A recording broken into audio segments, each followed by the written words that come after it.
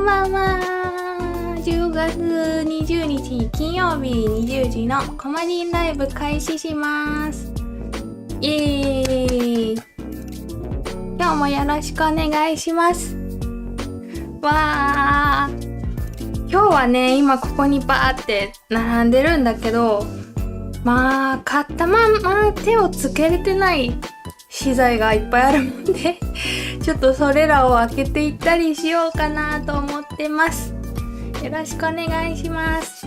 そしてまあ多分メインがこの筆記体モールドになると思うんだけれども、私今までアルファベットモールド結構いっぱい作ってるんだけどさ、実はね全部反転モールドだったんだよね。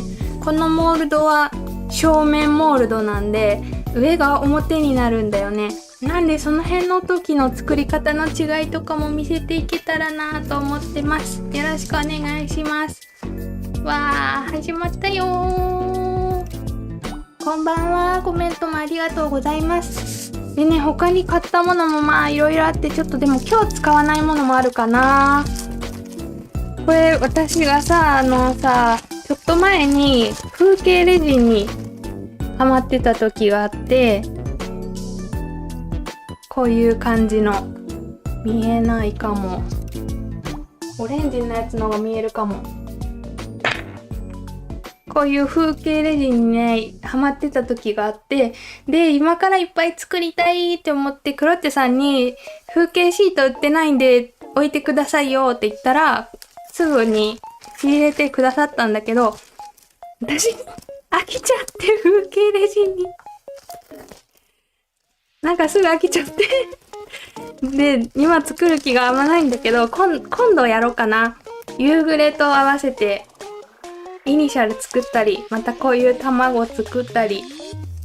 ハロウィンモチーフもあるから今月中にはやりたいよね。って思ってる。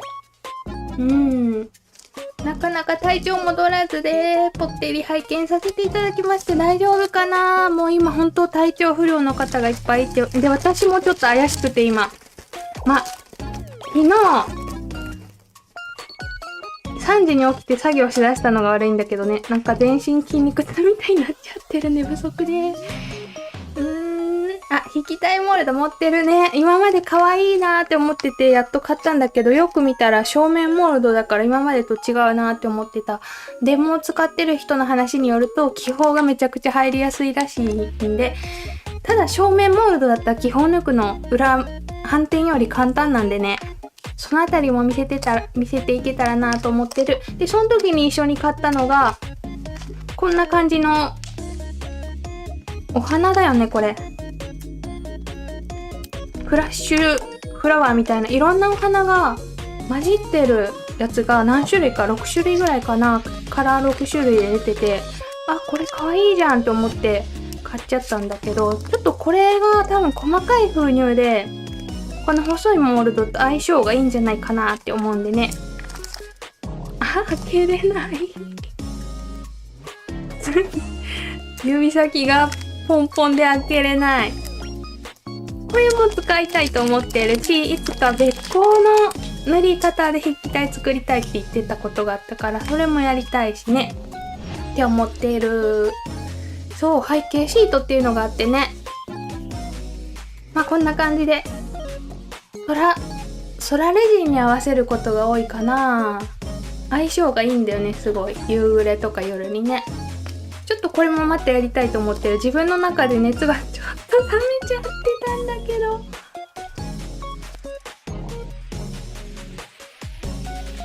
ということで本日もよろしくお願いします。で、こっちにちょっとあるのがね、私がネイル工房さんでゲットしたネイルグッズなんだよね。今まで何回か登場したワードがマグネットネイルを購入してみました。ネイル工房さんで。本当は自分の爪にもやるつもりなんだけど、ちょっとレジンでも使えるらしいんでね、今日やろうかなって思ってる、どれかで。私マグネットネイル何って感じで全然わからずに、全然違うパウダー買ってこういう感じで全く違うものを生んでしまったんだけど、これマグネットネイルやるつもりで買ってできたものだからね、一応。なんかほんまはミラーパウダーみたいなやつやったらしいんやけど、使い方も間違えて焦げたクマができたっていう回が今までのライブアーカイブで一番伸びてるこのサビクマ回がまあそれはリベンジってことで、マグネットネイルもやりたいんだけど、ちょっと初めてなんでね、どうやって使おうかなって今考えてます。で、一緒に買ったのが宇宙塗りに使えそうな銀のラメラメもネイル工房さんで買ったんで、宇宙塗りもしたいな、このモールドで。宇宙塗りと鼻とべっこの3つと、余裕あったらマグネットもやりたいなって思ってる。そんなにできるかな。ぷっくり工程をせずにモールドから外すとこまでやったらいけると思う、多分。ということで今日もよろしくお願いします。ねえ、手袋のイラスト。これ、筆記体の何の C でもいいよ。クロッチャの C でも小まりの C でも何でもいいけど、とりあえず C 作ったけど、クマのつもりだけど、何これ今画面上で見たら意味わかんない動物になってる。そう、筆記体のモールド、アルファベットモールドっていろいろあるよね。でさ、今日ちょっとインスタのストーリーズに書いたんだけど、クロッチャさんがクロッチャのショップを運営してる方とちょっとお話をしてて、隠しコマンドを作ってくれたんだよね、クロッチャショップに。ちょっと待ってね、見せたいなぁ。隠しコマンドを作ってくれたの。見えるかなこれで。ちょっと暗くしてみたらみんなに見えるかもしんない。こんな感じでクロッチャショップがあるんだけれども、ここで検索するときにひらがなでこうこまりって入れてもらうと、私が買ったものが出るっていう仕組みを作ってくださったみたいで、しかもびっくりしたのがさ、まだライブで出してないものも全部載ってるんだよね。多分私の購入履歴から載せてくれてるって思って、なんかプライバシーもなんもないなとか思いつつ、私が買ったものばっか載せてくれてて、まだみんなに見せてないやつも載ってる。購入履歴に載ってるものを根こそぎ載せてくださってるみたいで、なんでちょっと何買ってるのかなこまりって思った方はこまりで検索してみてください。よろしくお願いします。ってことで、もう今日はでっかいモールドだけどチョキチョキやっちゃおうかなと思ってます。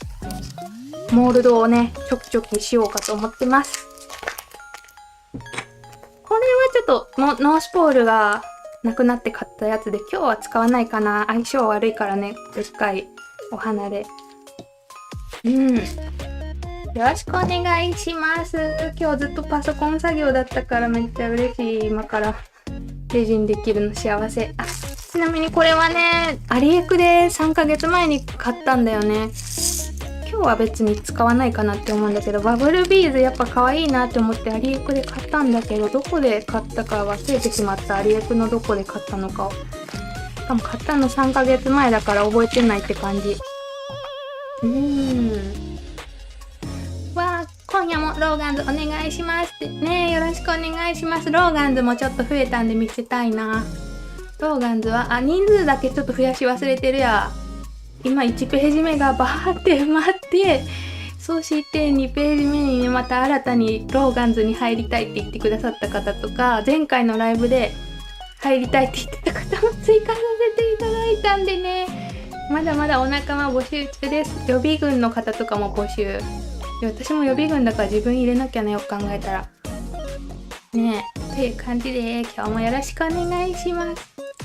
サビクマの回ねえ、伝説なのかな。一番伸びてるライブアーカイブの中で恥ずかしい。よーし、じゃあ切ってこっかな。ちょっと水飲む。いきなりガラガラが怪しい。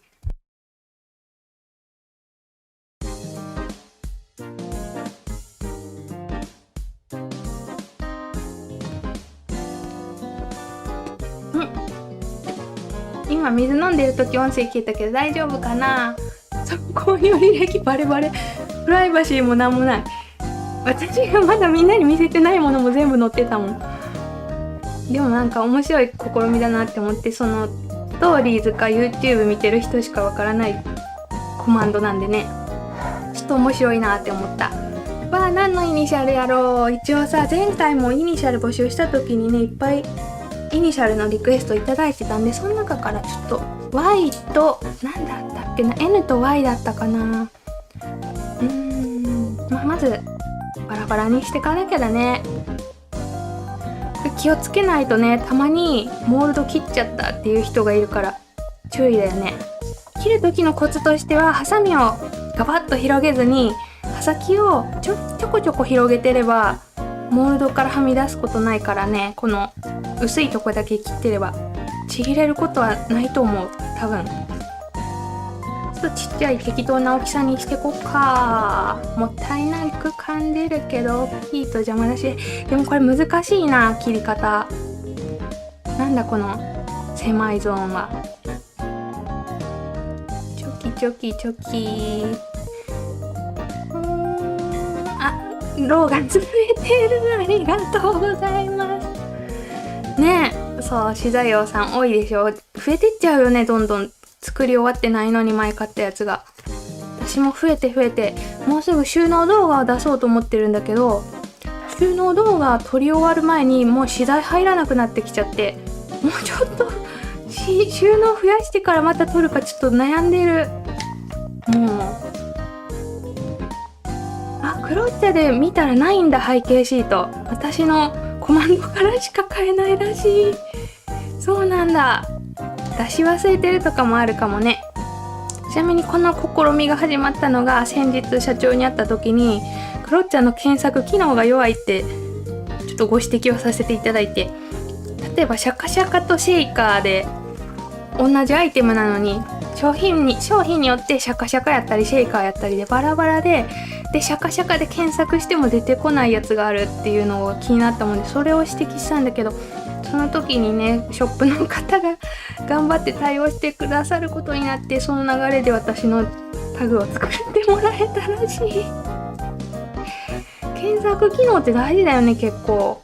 アルファベットって言ってもアルファベットが出てこない時とかあったからね、昔って思ってる。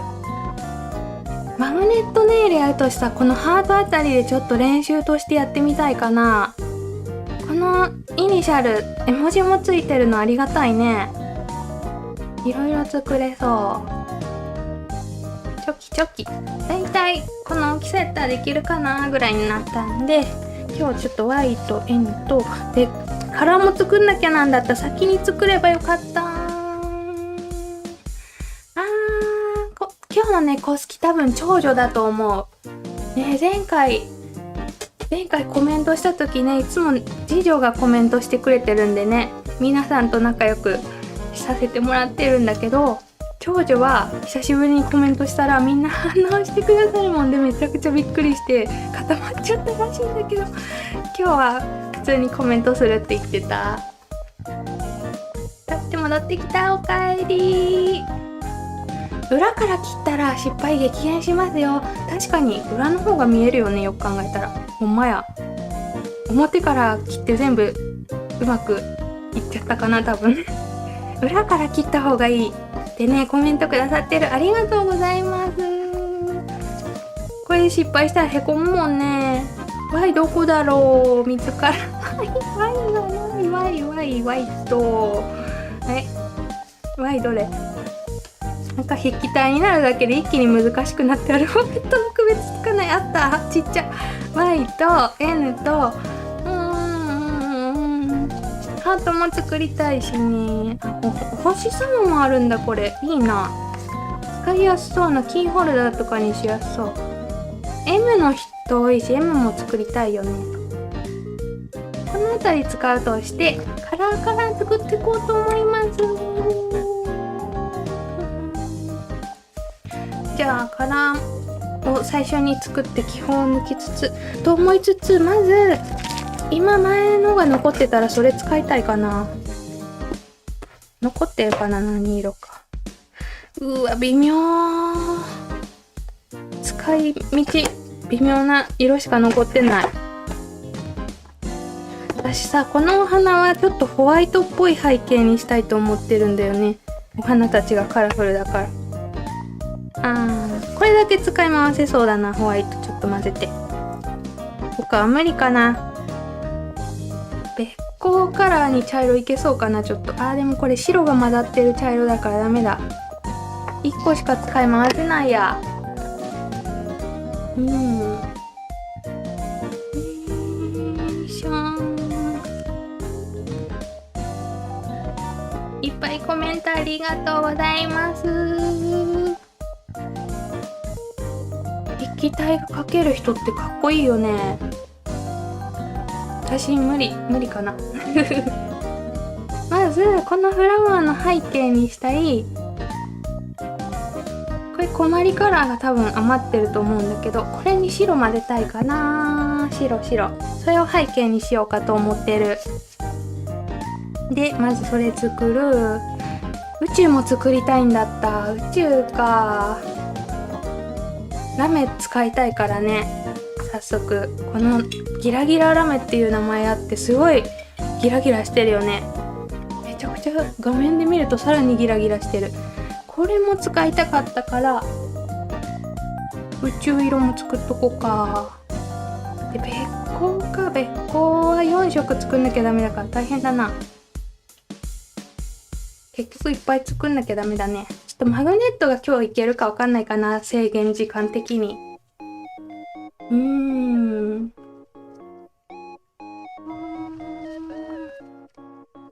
確かにYはほとんど変わんない。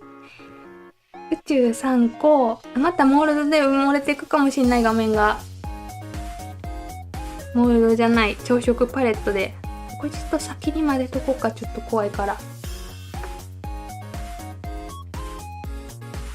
混ぜ。これはフラワーと合わせたいなって思っている薄ピンクですね。難しいらしいよ。気泡が入りやすいらしい。もう作った方から聞いた話だとね。コンテナ閉めるの流行って言われてる。ほんとだ。ゆるこまがいない。ゆるこま出し忘れてるね。ゆるこま。これ絶対次女でしょ。こんなアホなコメントするの。アホじゃん。何食べてんだよ。ゆるこまさんちょっと出そうか。ゆるこま出てくれるかな。ど忘れしてた。いた。でなんかこんな感じでね、声を設定するんだよね。声を拾うトーンみたいなやつ。こんでいいかな。ゆるこま登場したんちゃう、これで。ねえ、いなかったね。よく気づいてくれたね。ありがとうございます。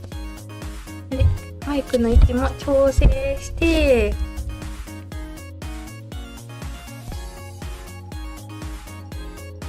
分身いた。グルコサミンいってる。そっか、混ぜるときグルコサミンしなきゃ。ぐるぐるコサミンと。いやさ、私リール動画でグルコサミンやっちゃった、ついに。絶対困りっこしかわからないネタを。こんな感じで薄ピンクできて絶対合うと思う。これは確か青系って書いてあるやつ買ったんだけど合うと思う。これは基本抜いとこう、あっちの方で。そうなんだ。学生の時筆記体を習ってる世代と習ってない世代があるのかな、もしかして。宇宙はいつもと同じ青、紫、ピンクで前回思ったんが紫が発色がいいから注意だよね。入れすぎないように。着色剤って大体どこのメーカーもね、発色にムラがあるっていうか、どこもイエローが濃いなって思う。だからそういうのも意識して濃度を揃えていかなきゃだよね。宇宙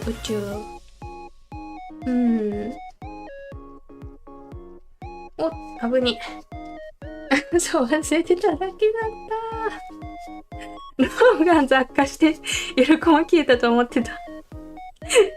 いたいた、ちゃんといたよ。わ、どうしよう、難しいな。2ミリで塗るから濃いめに着色しなきゃな。よく考えたらちょっと一回色混ぜてから考えよう。濃度どうするか。濃いめにしなきゃダメだよ。く考えたらこんな紫全然薄いや。これじゃであとはべっこうも作りたい。べっこうはもうね、クリアレジン使わずに多分作るから、逆に全部の高さで塗るから、べっこうは薄く作んなきゃダメなんだよね。うわー、どうしよう。淡い宇宙になるか濃い宇宙になるか、ここで変わるぞ。どうしようかな。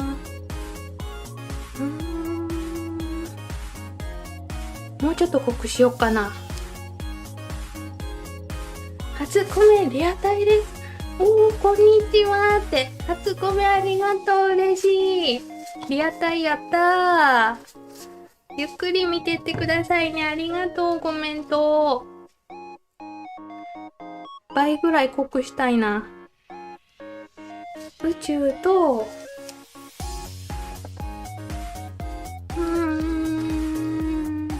倍量。この朝食何気むずいよね、レジンね。ローガンズは習ってるんか、筆記体。いいな、筆記体は書ける。あれ、でも私もちょっと待って、私も習った気がしてきた。英語の3本線みたいなの書いてあるノートに書かされた記憶が今うっすら出てきた。書かされたかもしれない。 A から S までつなぐみたいな感じで。あ、このぐらいの濃さにしようね。この後べっこうの茶色、オレンジ、黄色、濃い茶色を作るんだけれども、どうしようかな。黒を流用したいな。宇宙で黒を使って、その余った黒に茶色混ぜて焦げ茶色とかにしたい。ちょっとややこしいことやろうかと思ってる。だから最後にべっこうを作るかな、多分。できた。これでいいや。多分ちょっとね、画面上だと私が実際作った色より濃く見えてるっぽい。多分。だから作る順番はお花、お花、宇宙、べっこうになるかな、多分ね。うわ、これ浸すか迷うな。初めてのお花だから、ちょっと浸しとこうかな、様子見で。どんぐらい浸したらいいかわかんないや、初めてだし。浸さない方がいいかな。いや、絶対気泡は出るよね、これ。ちょっとこれも浸しとく。使いそうな量。で、これ、M に使おうかな、M に。どんぐらい使うかわかんないんだけど。ぽい。ちょっと待って、静電気がすごい、静電気が。静電気で。わー。きっと可愛いはず。密度も大事だしね。一気に使っちゃうな。こんなアルファベット3個作ったら終わるわ。静電気に注意、これ。なんかケースもシールが貼ってあって可愛い。ちょっと今画面上で見ると5ミリ見える。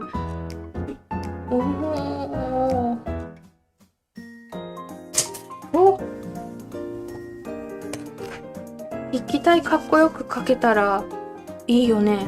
使いどころ結構ありそう。気泡が出るものと読んで一回浸してみて、もしヘタヘタでダメになったらもったいなかったねってことにしようか。大丈夫でしょ、これ。もうそもそも崩れてる花だし。これちょっと空気抜いとこう。いや、色合いが可愛いな。いろんな色が混ざってて。この子もこの状態でちょっと放置しといて、このまま流しちゃってもいけるかもしんないな。モールド流すときこうやって。ったなったその時に考えよう。はじめましてってコメントありがとうございます。初コメント嬉しい。ゆっくり見てってくださいね。ありがとうございます。そうそう、A から Z まで話さずにつなげさせられるやつやった。そういえばやっぱ私も習ってた筆記体でも書けない。よ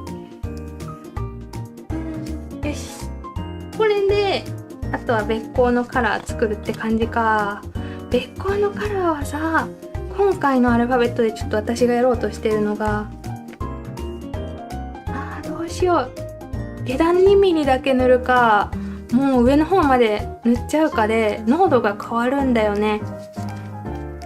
このモールドの高さ多分8ミリぐらいなんだけど、8ミリ別光カラー流すか2ミリ流してその後クリアレジン流すかで濃度が変わるんだけど、せっかくだから8ミリモールドいっぱいに別光カラーを作ってみるチャレンジしようかな。そんなんで合ってたっけ、やり方。ちょっと久しぶりに忘れちゃった。だから茶色とオレンジと黄色って感じか。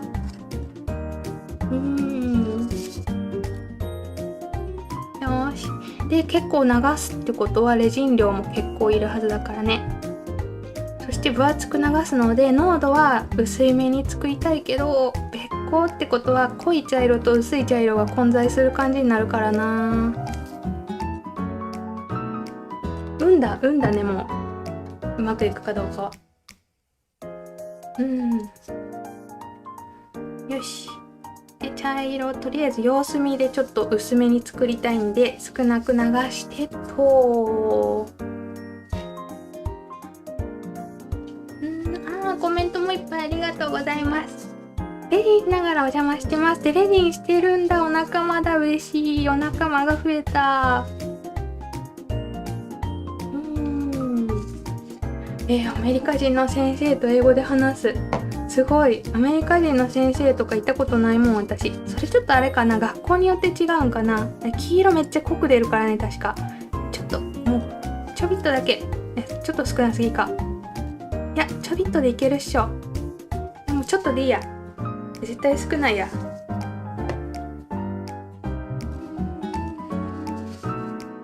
今日はこのカラー作った後にレイのあれをやろうと思います。あれのチャンスをやろうと思います。黄色、はい、黄色薄すぎる。オレンジこんぐらいでいいかなって思う。黄色薄すぎたな。別光飴をイメージ。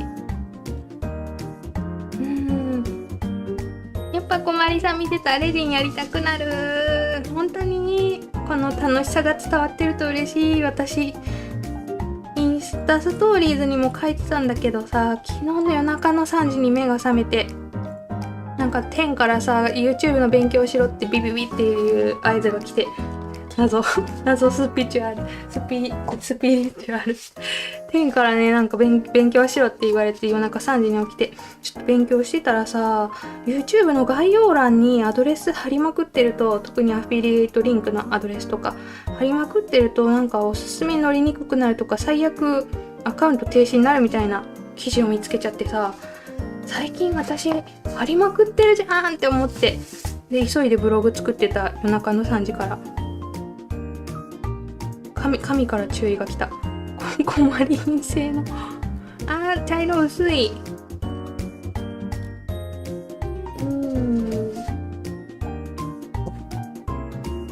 色作りむずいぞ。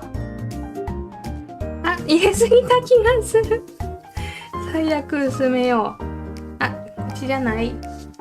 あたふた反対で混ぜていく。別光塗りガン見しちゃうかもね。私ちょっと久しぶりだから緊張する。別光塗りヘアクリップにさ薄塗りするやつはこの前動画出してんけどね、ああいうのって簡単なんだよね。塗るゾーンが狭いから。今回のちょっとむずいんちゃうかなって思う。まだ薄いな。茶色濃度薄いんかな、もしかして。いやでも分厚くなること考えたらこんぐらいでいいか。あと焦げ茶も作るし、いいか、これで。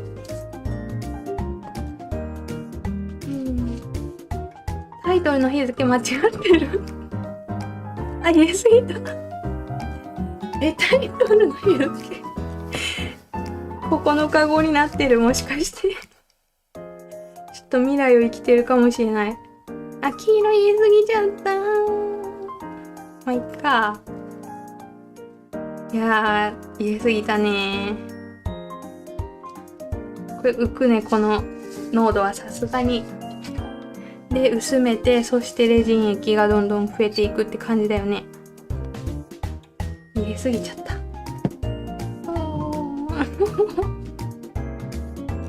神からのお告げすごね。私大体なんかやりだす時ってね、夜中にビビってくるんだよね。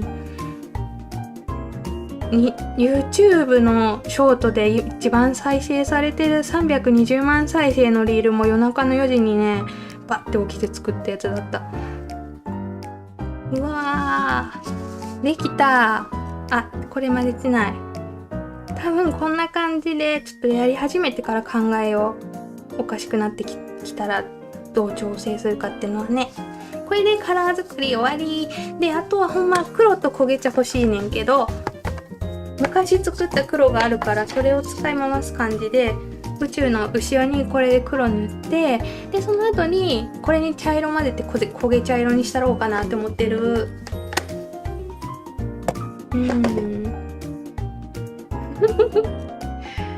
ブログ見ちゃった。そう、ブログでもね面白くないよ。普通に材料バーって書いてるだけだから。たまに変な記事とか書くかな。いきなり困り登場みたいな。誰が見るんだ。ってことで色作れたんで、ほんまやったらちょっとここで気泡抜きたいんで、ここでやろう。企画やっちゃおっと。なんだっけ。あ、コマリンチャンスイエーイ。待ってね、まだやってないから。ついでに日付も直そうかな。今からいじるからちょっと設定を。お、誕生日にこまりさんの着色剤買ってくれた。嬉しい。ありがとうございます。本当だ、29日になってる。面白いからこのままでいっか。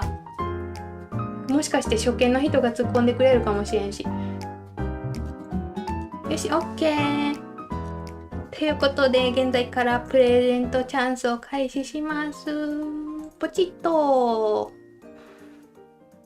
今日もね、概要欄にプレゼントに応募できる URL を今更新しました。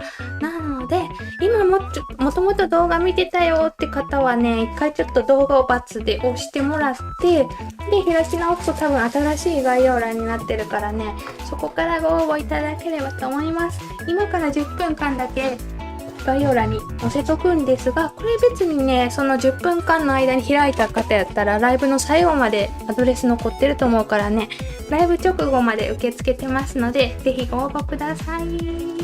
あ、よく考えたら画鋲を刺そうと思ったら1個ずつにしなきゃダメじゃん。時差。そう、時差が9日あるらしい、コマリン星との。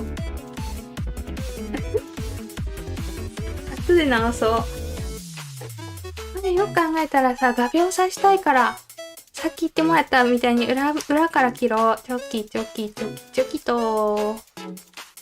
画鋲刺そうと思ったらやっぱ、1列ずつじゃないとダメだよね、横が。危ない。M 切れた。危ない。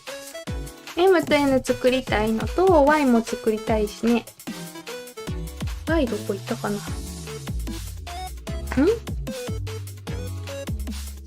あ、いた。Y と、お、イエーイって言ってる。めっちゃテンション高い。プレゼントチャンスイエーイとか言って。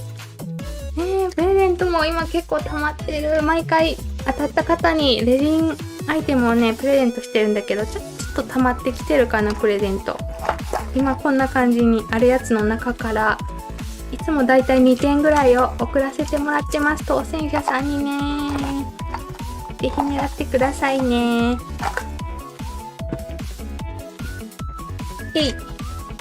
んで何してたんだっけ。Y 切ってたんだ。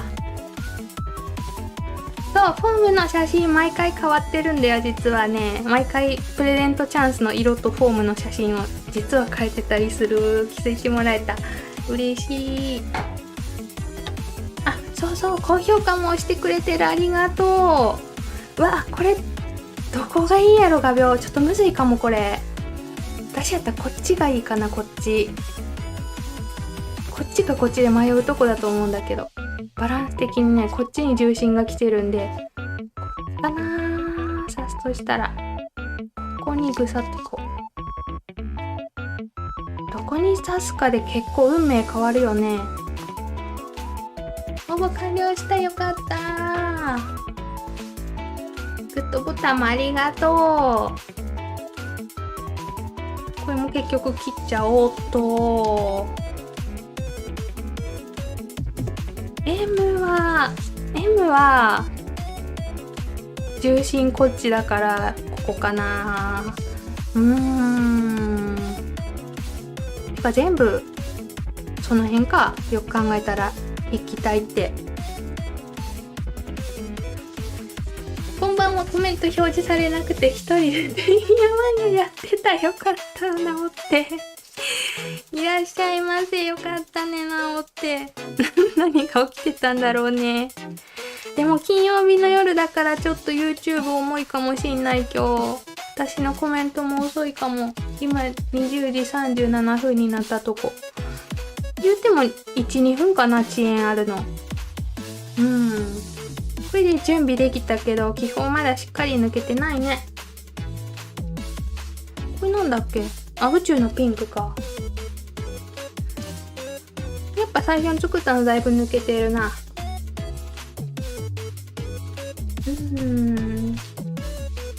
クリスマスプレゼント早っ時差すごいね時差がすごい。困りボトルを迎えしましたってね。ありがとうございます。私の考えた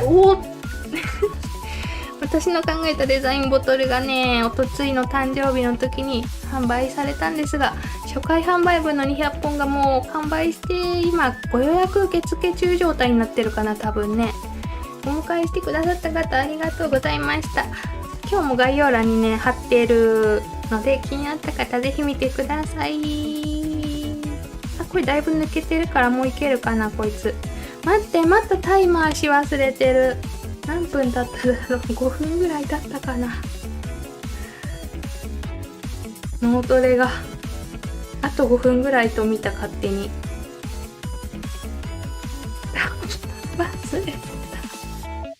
10分のチャンスとか言って基本でも救っとくか、残りの時間。こんばんは。来てくれた方もありがとうございます。ナイスタイミング。こんばんは。初コメです。めぐみさんって読むんだ。ありがとうございます。セリアのクマのレジで知りましたこれ作った回かな。ねえ、この回一番見てもらってる。ありがとうございます。めっちゃ恥ずかしい。すんごい失敗したからまたセリアのクマちゃんでいろんなグラデの空クモちゃん作るやつもやりたいなって思ってる。空クモだけでいろんなカラーでってグラデーションやるっていうのもちょっとやりたいな、どっかで。作るものが溢れてるね。資材増えすぎて。クマちゃんまた作りたいな。明日ミニボトル届くの楽しみ。そう。どうしよう、ミニボトル。ちょっと今回のプレゼント企画からミニボトル1個プラスレジン作品1個にしようかな。私ミニボトルね、PR 用にいただいてて、プレゼント企画とかで使ってくださいって何本かもらってるんで、今回の企画からこまりミニボトル1本プラスレジン作品1個送らせてもらおうかな。そういえばそうしようって言ってたんだった、結構前のライブで。ね、今回のライブからそうしたいと思いますので、買ってくださった方も当たった方も目の保養になったら嬉しいな。こんばんは。いっぱい来てくれてる、ありがとうございます。わわわわわとって、ほんと自宅でできる趣味があるって幸せだよね。まあなんだかんだお金かかっちゃうけど、資材買いまくって言うてもさ、土日とかに出かけるとなんだかんだ5000円とか使っちゃうじゃん、飲食代でね。そういう時間の代わりになってるかなって思うとトントンかなって思ってる私は。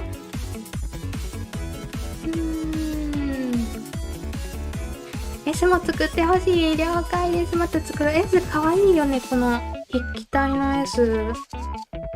ほら、頭でかちでかわいい。これもまた作ろう。夕暮れレジンもしたいんだよね、近いうちに。さっきのシートで。ちょっとさ、このオレンジが山吹色って感じだから、ちょっと赤足したいな。別光とちょっと違う色になっちゃってる。色が、私赤色のどっか行っちゃったんだよね。エルフェールさんのポッピー足そうかな。赤っぽいから。ちょっとこれ足しとこう。思ってる色とちゃうのになってる。お、初コメいらっしゃいませってコメントしてくださってる方もありがとう。勇気出して初コメです。嬉しい。初コメさんがいっぱい来てくれてる。初コメです。いつも見てますよって。ありがとう。嬉しい。そしてこんばんはってコメントもありがとうございます。いらっしゃいませ。最初コメント緊張するよね。私さ、もし自分だったら初コメが拾われなかったらもうコメントしないんだよね。だから絶対初コメ拾いたいっていう気持ちがある。でもたまに前回のお誕生日配信とか後半拾えてなかった、もうほんと申し訳ないって思って最後の方なんか語っちゃってさ、変な風になっちゃって読めてなかったね。反省した後でってありがとうございます。初コメ。私も一番下の妹がレジンやってて、そうか、家族でハマるといいよね。共有とかできるし、飽きちゃったモールド流したり。あれ、全然オレンジになってくんないぞ、私の持ってる。ちょっと怯えながらちょっとずつ入れてる。用事してて今汚いっす。もうすぐ終わるとこだ。すごいナイスタイミングだ。よし、これで OK 丸。これでだいぶ基本を抜けたしね。ここでプレゼントタイムが終了となりますので、概要欄を変更して終了したいと思います。応募してくださった方ありがとうございました。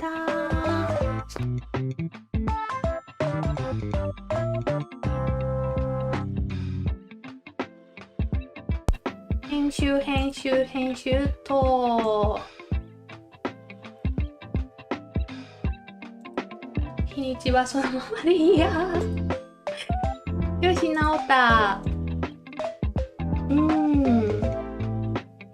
サビクマかわいい。サビクマ人気やね。この前のさ、ケーキ食べる時もサビクマ出せばよかったなって後で思ってた。一応持ち上げキャラクターなのにって思ってた。ってことでカラーができて基本を抜けてきてるところで1個目から作っていきます。これきっと可愛くなるって信じてるからでっかい M を作ってみるね、最初に。でカラーたちを避難。こんばんは。今来てくれた方もありがとうございます。チラミもありがとう。そう、拾うのね、やっぱ難しいけど、みんながコメントで言ってくれてるから気づけてるって感じで、ほんまにありがたい。私よりコメントをね、見張ってくれてる方の方が忙しいんじゃないかなってちょっと思う。本当ありがとうございます。なぜ祈る。で、M を表で作ろうと思うんだよね。表から作るからいつもと違うよーんって感じでやろうと思います。まあ最初に2ミリ色流す。これ相当隙間に気泡たまりそうだね、こいつ。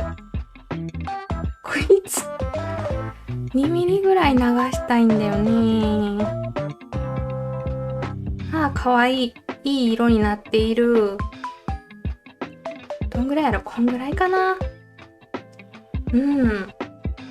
でも、ちょっと角に絶対気泡できるから頑張って抜いていこうか。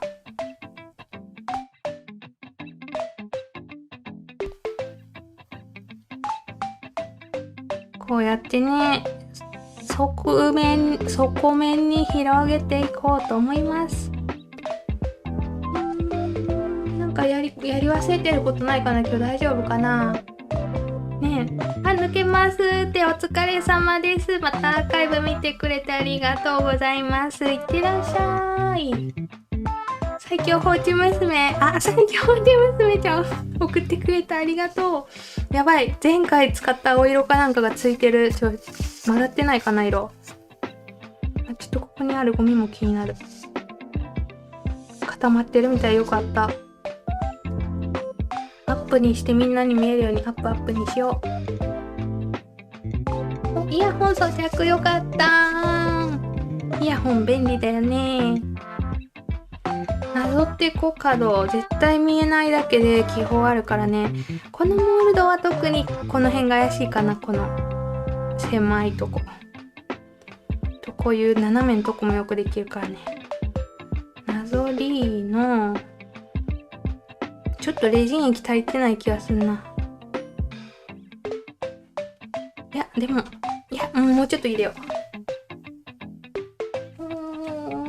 合点上知之助出た。流していく。気持ちよくしたい。こんぐらいかな。はみ出しがないように頑張ってなぞるって感じだよね。よし。着色して色通りにくいからか。私さ、濃い色を作らないからね、なかなかそういう機会がないんだけど、黒色とかだったらちっちゃいものでも3分以上は裏表やるようにしてる。裏表3分ずつぐらいしたら安心かな。でもちょっとライトにもよるから難しいとこだよね。36ワットやったら裏表3分やるかも。黒色やったら。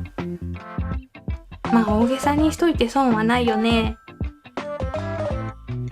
気泡厄介ね。この角にできるやつはほんまモールドから外した後にかけてるからやだよね。この辺にポコって浮いてくれるやつはさ、なんか可愛くなってくれる時もあるからいいんだけど、角のやつがちょっと厄介だよね。ここもできやすいと思う、この角。こんでいいかなって思ってるんだけど、いやよく見るといるな、気泡。いや、しかし可愛いね、この形。よし。そしてサビクマごと固めていく。で、固めつつ着色剤を片付ける。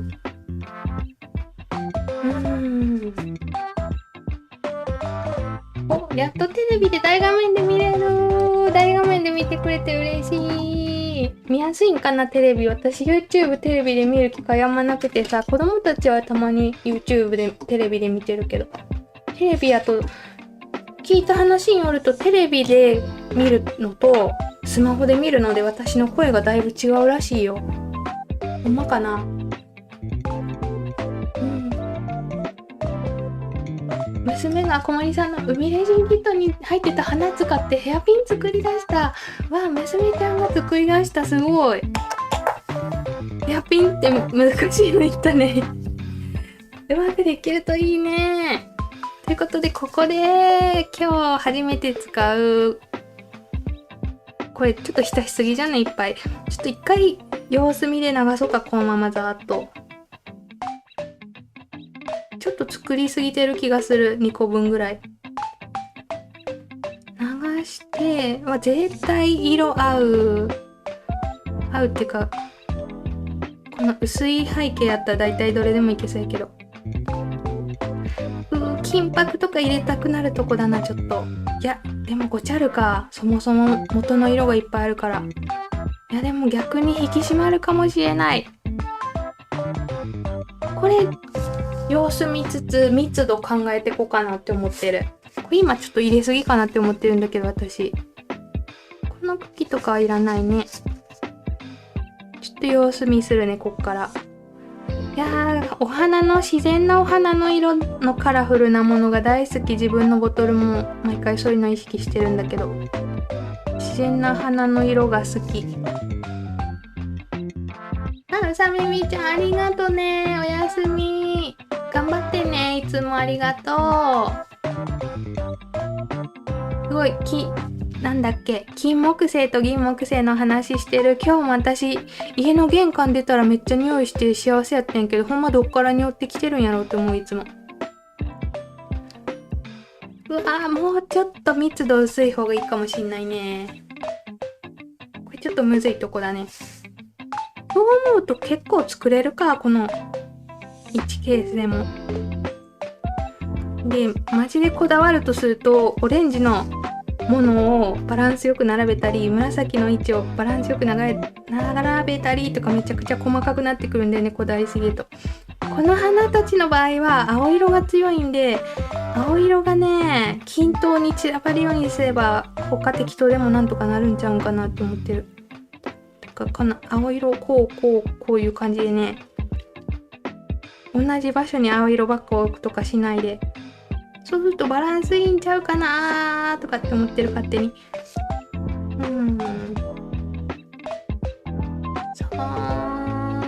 っぱいコメントもありがとう。反応してもらえたこと伝えたらニヤニヤしてる、かわいい。でもちっちゃい子にとってさ、やっぱネットの世界ってすごいだろうね。私たちが子供の時なんてスマホすらなかった、携帯すらなかったからさ、その頃から思うと本当すごいなーって思う。今の時代に生まれてラッキーだよね。わー、密度むずい。もうちょっと少ない方が可愛い気がしている。でもこの紫とここのバランスがいい感じだから取りたくないな、これ。どうしようかな。ピンセット出そう。わあ、お出かけ行ってらっしゃい。ありがとね。お出かけ前に見てくれて。気をつけてね。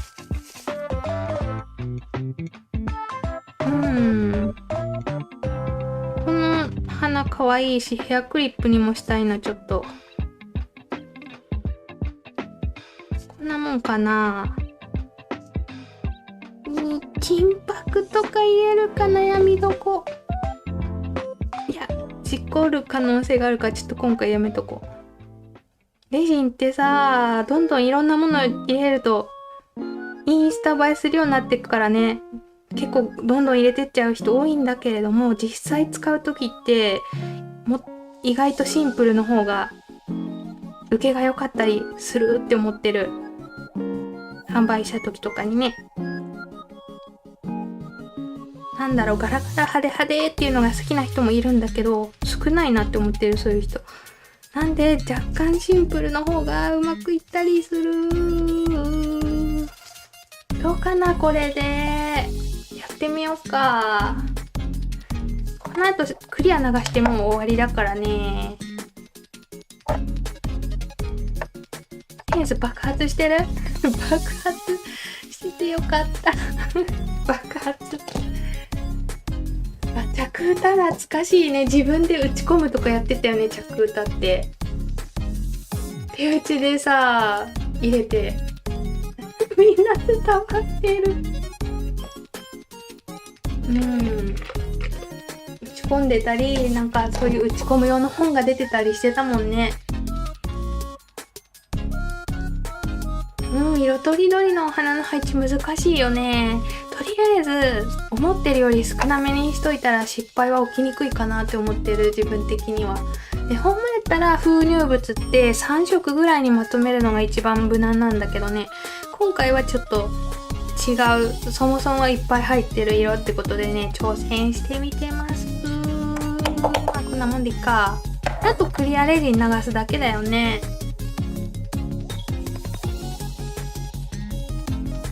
流すんだけど、ここで1層目のカラー収縮してるんで、気泡を抜こうかって感じで、この流す量も結構大事。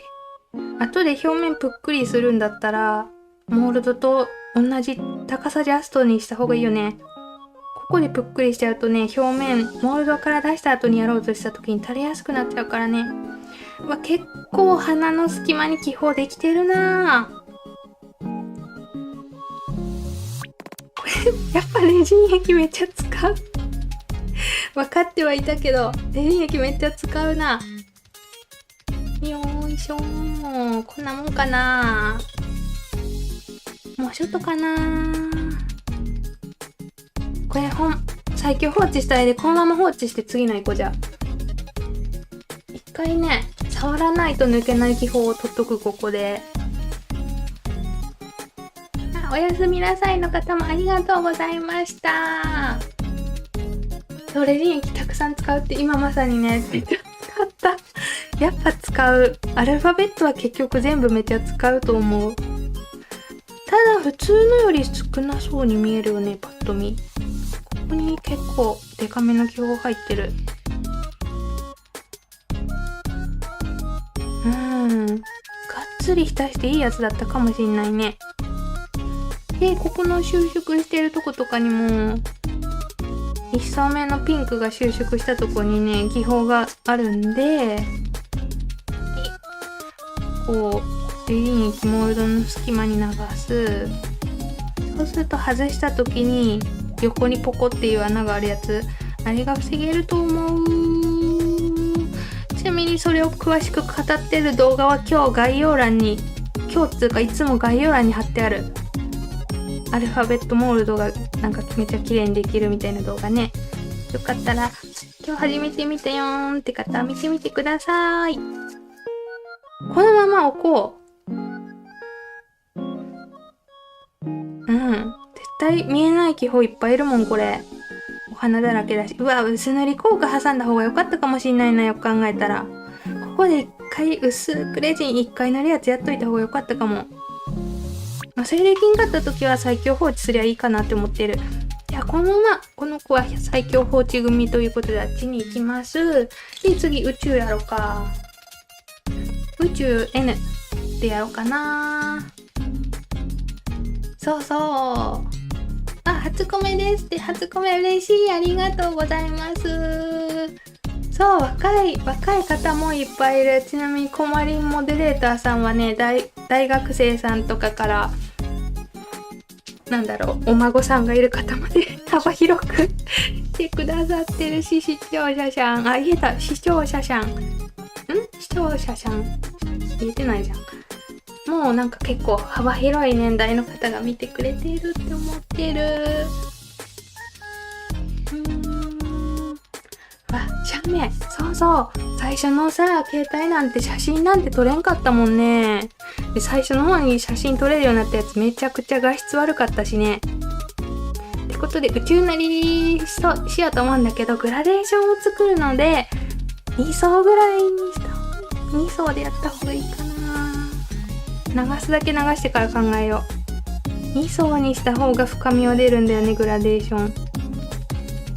今回も適当に垂らしてそっから考えよう。前回ヘアクリップの宇宙塗りの時絶対うまくいかんと思ったけど、意外とめちゃくちゃ可愛くなったからね、なんとかなるって思ってる。こう適当に垂らして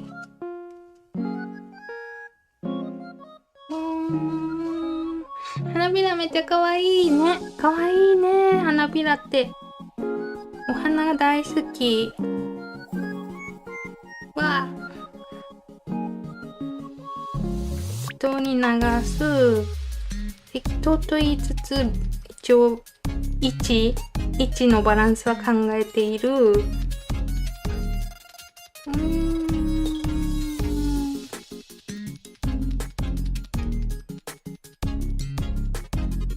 今日だから色から塗らなきゃだもんね。表向きモールドだから。ちょっと薄塗りしたいんでこんぐらいでいいかな、1層目。もうこのままこうやってもいいかなって思う。ちょっとこんだけでも可愛くなるんちゃうかな、これやるだけで。ほら全に可愛いよね。でちょっと境界ぼかして、どうしよう、2層目になるかこのままいくか悩むぐらい、なんか結構綺麗にできてる。いやでも奥行き出したいから2層目もやるか。しかもなぜか鼻のかけらがここにいるっていう。今のは傾けるだけで可愛くなったね。違法とろ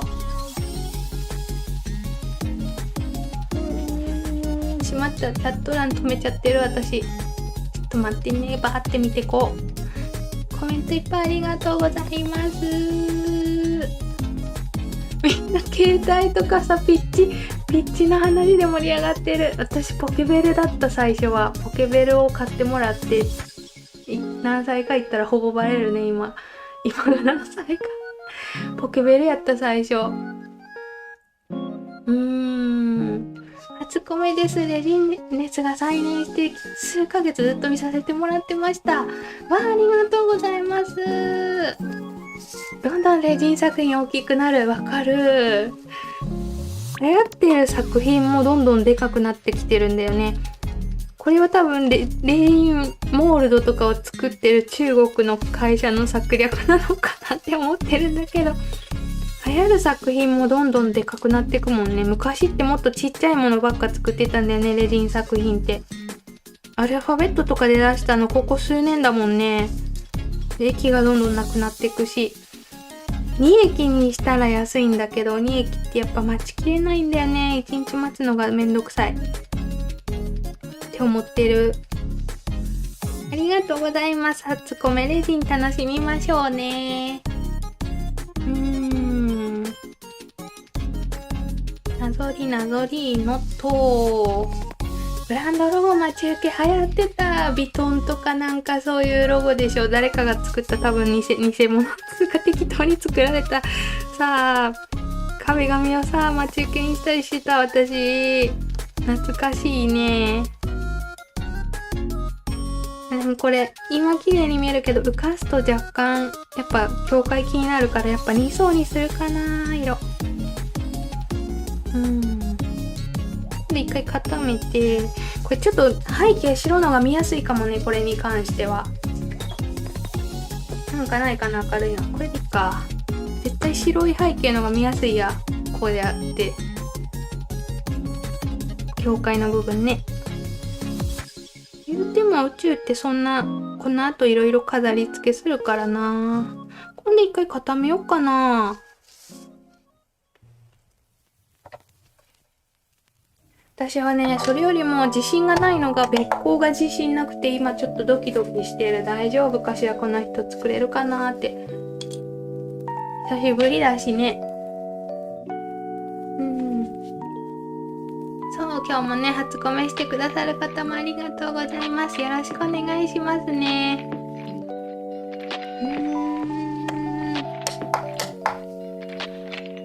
1層目だからまあこんぐらいでいっか。やっぱ2層いるね、これは。2層目はね、まあ同じように流せばいいかな。同じように流してちょっとずらすっていうなんかよくわかんないことをしたいんだけど、説明がむずい。色はね、同じ場所に流すんだけど、境界の部分をちょっとずらすみたいなのをいつも意識してるんだけど、説明が難しいかもしれない。まあ2層にした方が深みが出るよねって感じ、グラデーションに。なんで2層でいきますよ。ちなみにこれモールドから外した後に裏から黒色も塗るからね、そこまではお見せしたいなって思っている今日は。あと青を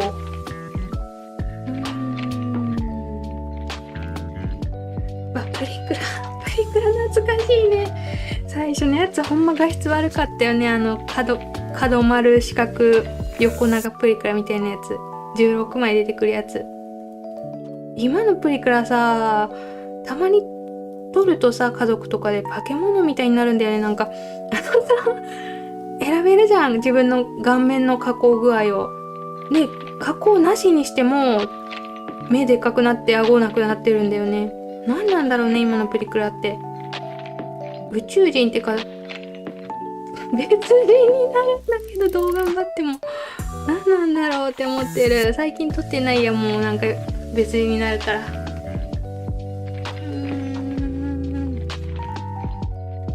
2層目を流しました。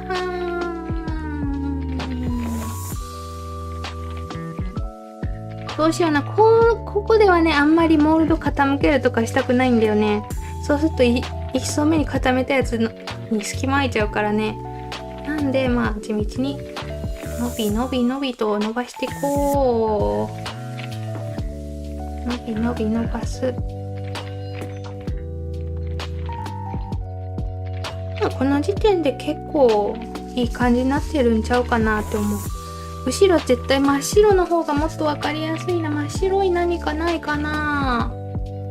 白いもの、白い何かが欲しい。ないかな、白いもの。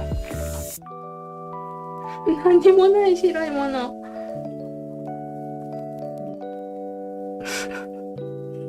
手袋に乗せるとかどう？あ、見やすくなった。手袋の上でやる女。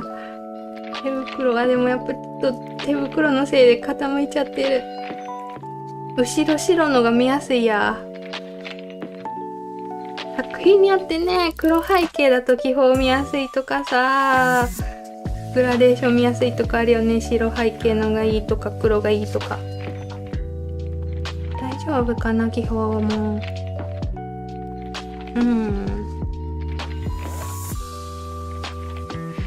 ここに黒色入れたいんだけど、ピンクしかないからちょっと青足しとこう。ここに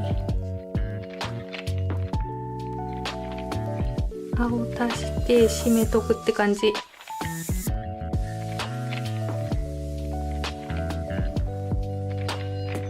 いい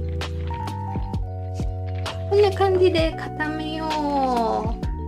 これで宇宙の色のとこ完成ね。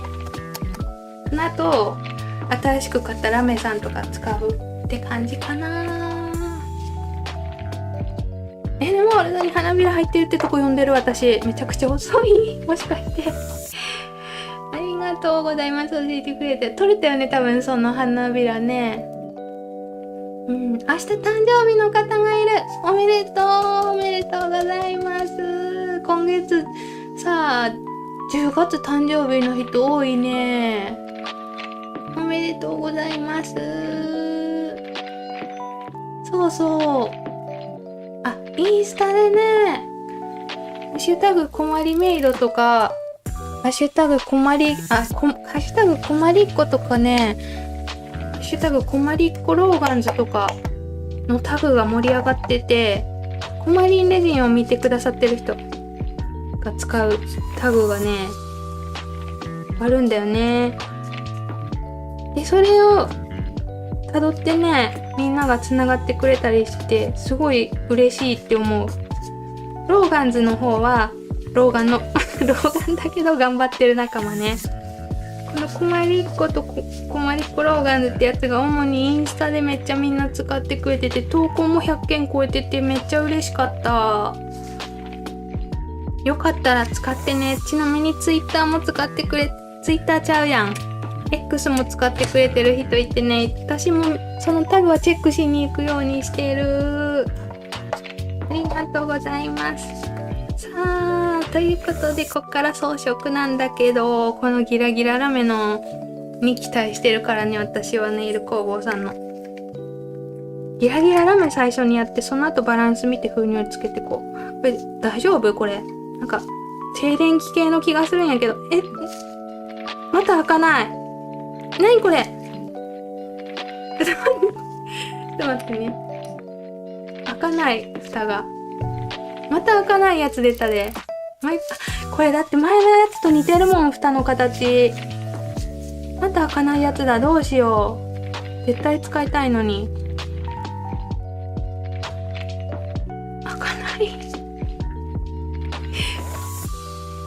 めっちゃ硬くて全然開く気配ないし、今開いたらこいつにバシャンってかかるからちょっとどかしといて。全然あかん。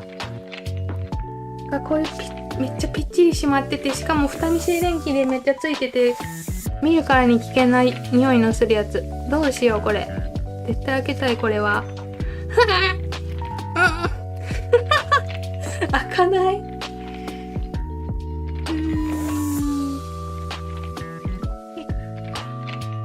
待って、前どうやって開けたっけな。前タミヤで開けたんだよね。タミヤでやってみようかな。ワクワクしてる。パンってなるやつだよこれ。どうしよう。前こういう風に開けたよね。中国の全然あかんかったやつの時。やってみようかなこれ。怖い。蓋に傷つけちった。全然開かない。うわ、隙間開いた。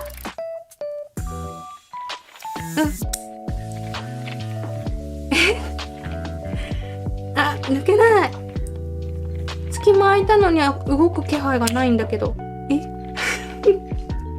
と蓋破壊してるけど大丈夫かな。合ってるかな、ここ開けるので。全然開かない。大丈夫これ。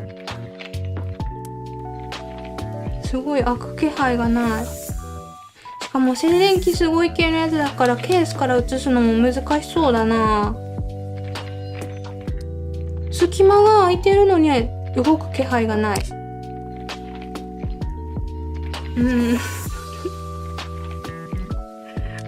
おりゃーっておりゃーなってる。かけちゃった。テープない。何もついてないのにひたすら硬い。前もあったよね。絶対開けたい今日これ。ここ開けるとかちゃうよね。違う気がする。隙間がこれでタミヤのおかげで隙間が開いていってるのに、なのにびくともしない。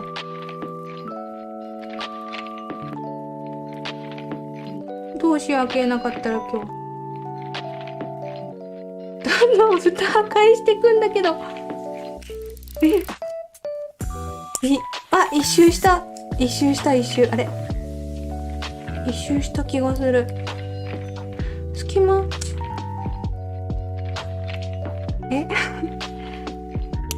怖い。蓋がどんどんボロボロになってって動かない。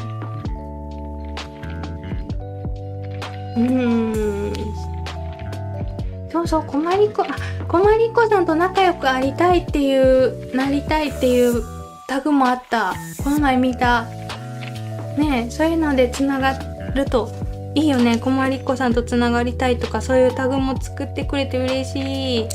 なんかね、ハッシュタグこまりっこって入れると、その後の仲間のタグみたいのも出てくるんだよね、ポコポコって。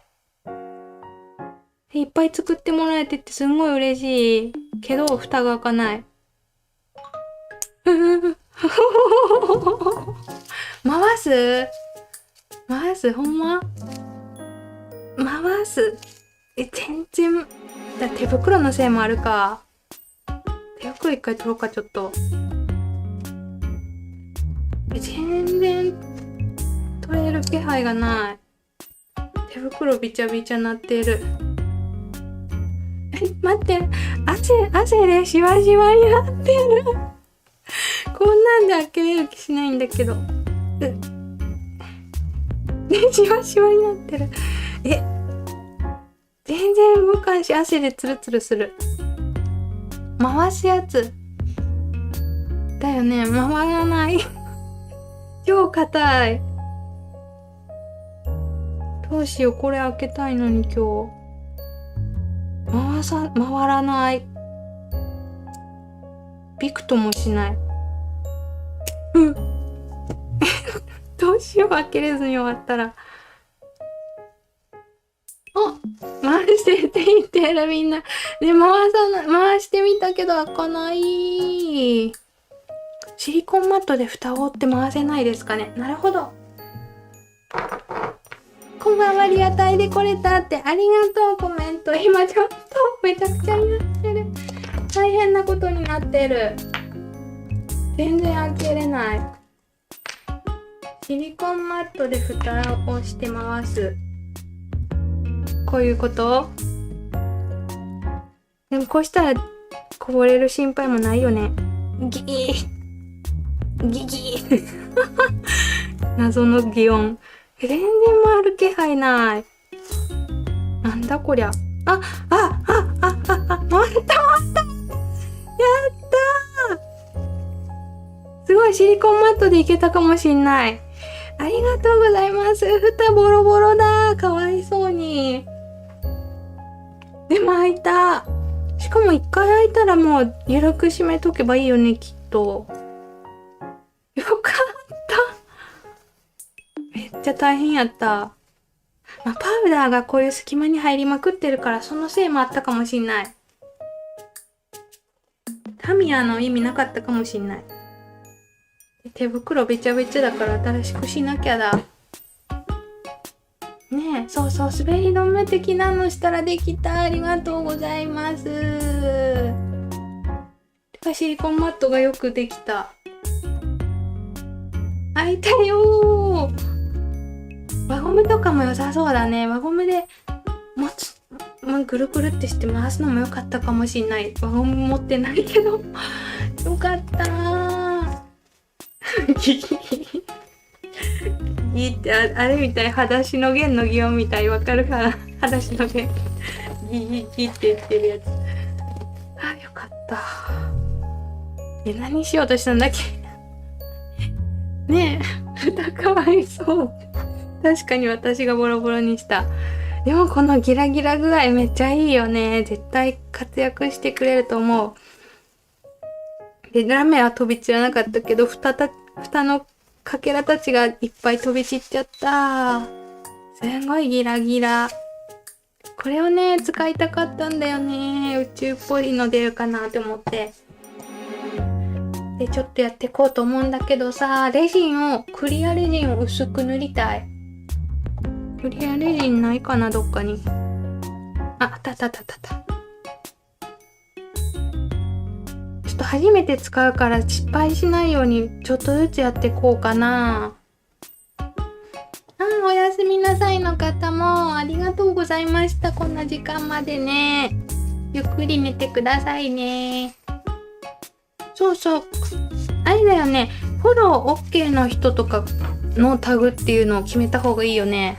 なんか、片思いになったら悲しいもんね。作家さんとかだとさ、ちょっとブランディングとかでフォロー人数が限られたりする人いるだろうけどね。誰でもフォローをバックしてつながれるよって人は、困りっ子とつながりたいだっけ？困りっ子とつながりたい。困りっ子さんとつながりたいか。つながりたいのとこ漢字じゃなかったっけ？今もう作ってもらえてるタグ。つながりたい。確か漢字やった気がする。誰か作ってくれてたやつ。これは相互フォロー OK とかそういうの決めようか。相互 OK みたいな。決めようかとか言って。もしかして漢字だったかもしれない。お互いフォローできるよって方はこっちのつながりたいも使ってもらえたらなって思う。ねえ、よろしくお願いします。ありがとうございます。いろいろコミュニティの輪を広げてもらえてほんまに嬉しい。本当にコマリンライブが盛り上がってんのは私の力 10% ぐらいでマジで 90% ぐらいが視聴者さんのパワーだと思ってる。塗ろう。ギラギララメを塗りたい場所にクリアレジンもポヨーンってしといて、これ全面に塗ったらえらいゴタゴタになると思うから、ちょっと様子を見て。あ、お強い。強そう、これ。強い、これ。で、補助的にこっちのシルバーパウダーみたいのも使いたいなって思って今日セット買いしたんだけど。宇宙っぽく見えるラメを探してたんだよね、ずっと。すごいいい感じかもしれない。ちなみにネイル工房さんもいっつも半額セールやっててマジで神だから、ちょっと私大好きなんだけど、今日はもう概要欄にこの買ったやつとかを書いてあるブログを貼っといたんで、気になった方見てみてね。勝手に PR していくわ、ギラギラだ。かわいいね、これは絶対。これ多分型から出さないと本領発揮しないだろうな。めっちゃいい感じ。蓋開けるの大変だったけどね。ほんと開いてよかったよね。このまま開かずにさ、ずっとやってたら嫌だよね。すごい天の川みたい。で、怖いから閉めとくけど、ゆるく閉めとこっか。失敗しないように。どうしようかな。細かい方も一緒にいっちゃおうかな。もしかしてこれも開かないとかそういうことないよね。これは開くよね、すぐ。あ、すぐ開いた。よかった。しかも、すんごいいっぱい入ってる。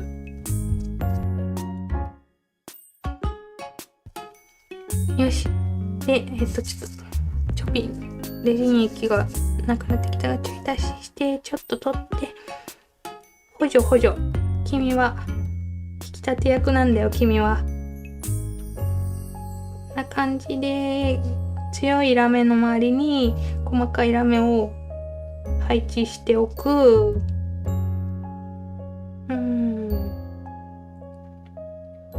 お、やっとゆっくり見れる。よかった。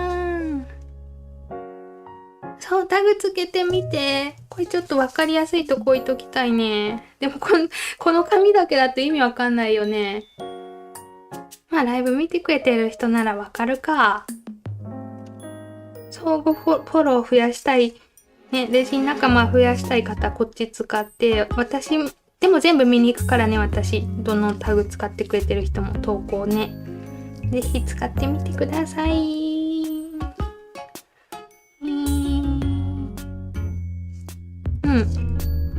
かわいい。あ、ここレジンないのにやっちゃった。今度一回固めて、その後、このラメを引き立てる場所に星とか置こう。って感じ。わあ、いいなぁ。いいラメを見つけれて嬉しい。あれも気になるなぁ。謎の粉。マサルさんとこの。あれもみんな使ってるの見ると可愛いから気になってる。次買うときに買おうって思ってる。はい。そして、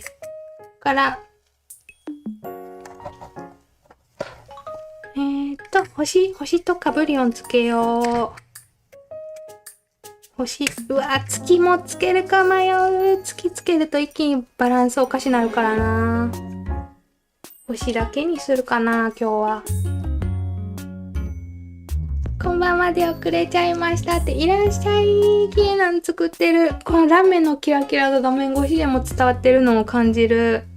お疲れ様です。こんな時間までありがとね。あ、そっか。今から学校か。こまりっこしゃん。いってらきましゅって。かわいい。ありがとね、いつも。学校頑張れ。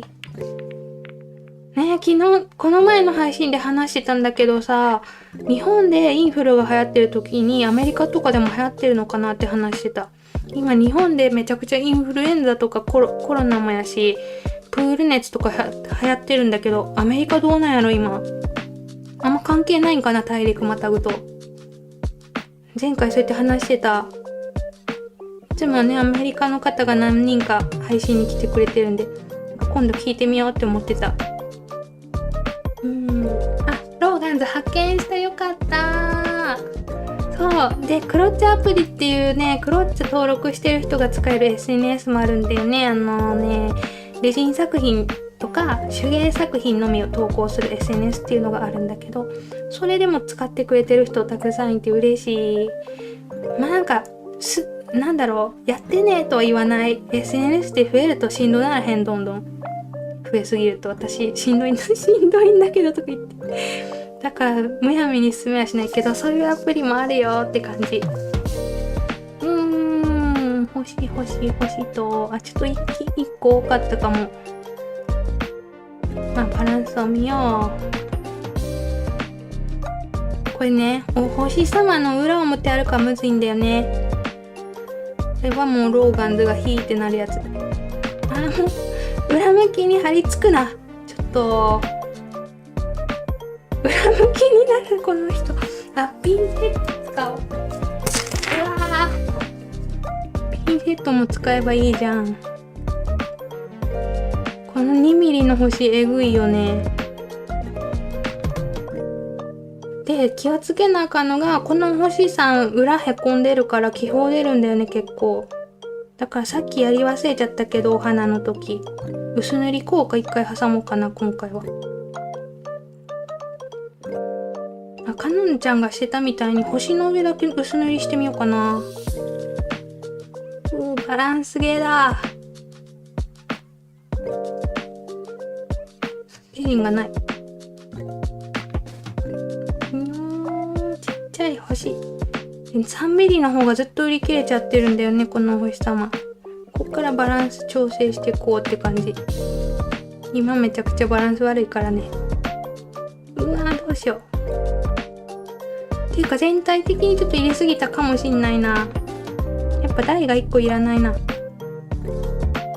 台をよけてと、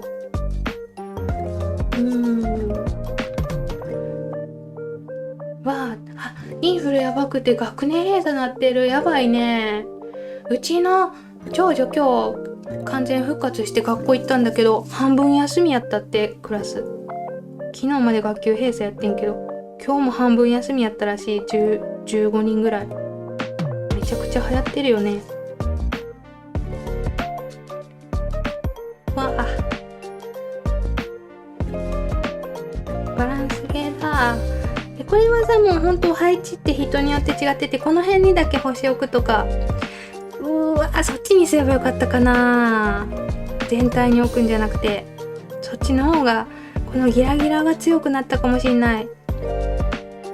どうしよう、迷う。ちょっと端っこの方だけ星置くパターンとかもあるんだよね。こうそっちのがギラギラの方が強烈アピールできる気がする。ちょっとそうしようかな。こんな感じでね。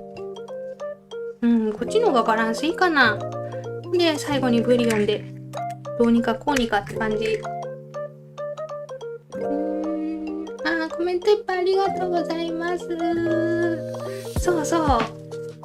困りこつけると押しに行ってくれてる人もいるし、それでつながってくれてる人もいるしね。やっぱさ、インスタって人によって初対面の人にいきなりフォローくれない人とかいろいろあるだろうけど、何回かいいねやり取りしたら送るとかさ、人によっていろいろあるだろうけどさ、そういうのに合わせて使ってもらえたらなって思っている。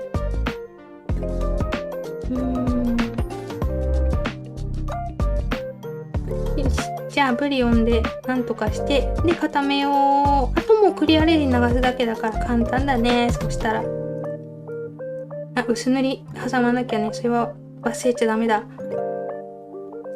ブリオンでちょこちょこやっときの。ブリオン貼り忘れたな今日。材料のとこにお星様も貼ってないや。ちょっとまたね、後で材料ここに貼ってますっていうやつ概要欄にあるけど、そこを後で更新しておきますね。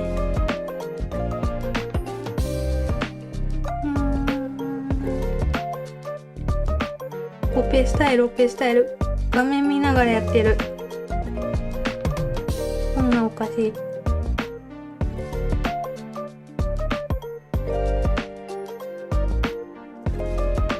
バランスゲーだよね、とにかく。これブリオンじゃなくてラメだった。ラメ強いな。なんか2個一緒に見えるのなんだろう。この辺何？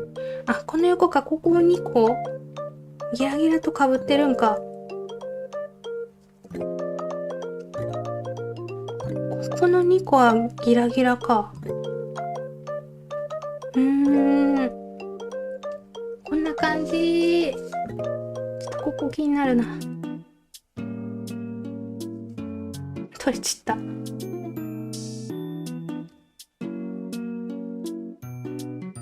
れはいっぱい作りたいな、これ。並べたい。宇宙アルファベットいっぱいで。うわ、ここが気になる。逆にしようかな、大と小。バランスが気になる。謎こだわりが出ていく。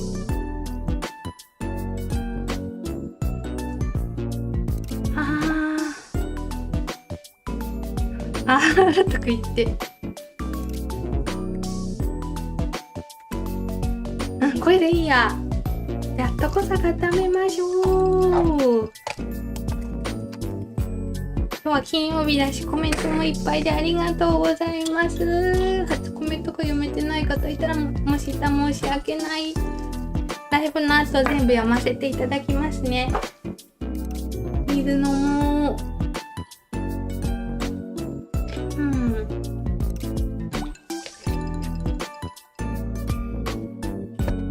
よし。みんな書いてくれてる、ありがとうございます。レジンの写真難しいよね。私も写真の方が時間かかるときあるもん。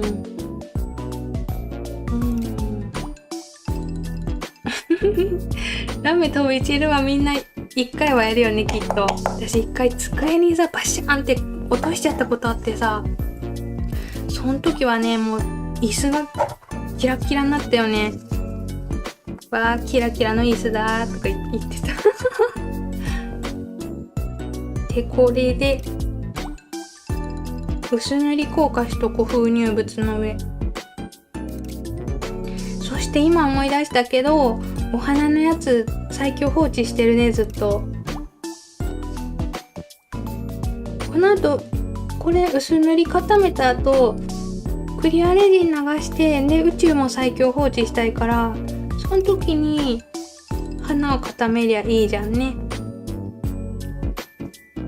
お星様全部なぞったかな。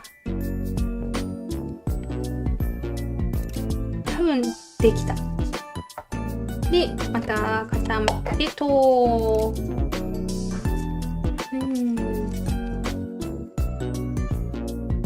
これを機に私もインスタ更新しようと思った。でもインスタってさ、結構更新もしてなくてストーリーズだけしてる人多いなって思う。私のリアル友達とかも普通の投稿せずにストーリーズだけしてる人がすごい多く感じてる。でもたまに使ってみるといいかもしんないよね。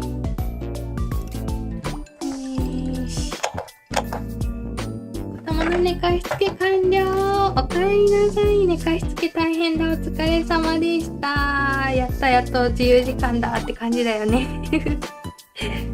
ありがとうございます。来てくれて。タカモールドから外したら絶対めっちゃ可愛いと思う。でさらにぷっくりしたら可愛いんだけど、ちょっとぷっくりまでは今日できない予定だからね、この後もう一個作るから別個の。ぷっくりしたのまたインスタとか載せようかな。あ、それかサムネにする。サムネ。まあでもね、多分この宇宙だけのやつやりたいと思ってるんで、一回今度。その時にサムネにするかもしんないからね、インスタしてない人も見れたらなーって思ってます。ちょっといるね。ほらもう1層目の隙間から気泡出てきてるでしょ。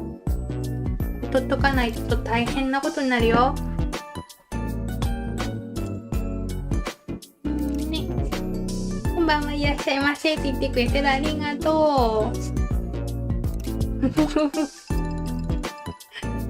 座布団3枚。面白い。みんなの会話面白いな。気泡抜いとこう。あー、これ。いやー、なるほどね。ここが収縮しやすいんだ。だからみんな気泡入るって言ってるんだ。この角っこのとこにめっちゃでかい空気空いちゃってるもん。で、こういう角が丸い角が多いから難しいんだろうね、筆記体モールド。にめっちゃ入るじゃん。ここね、この角っこ。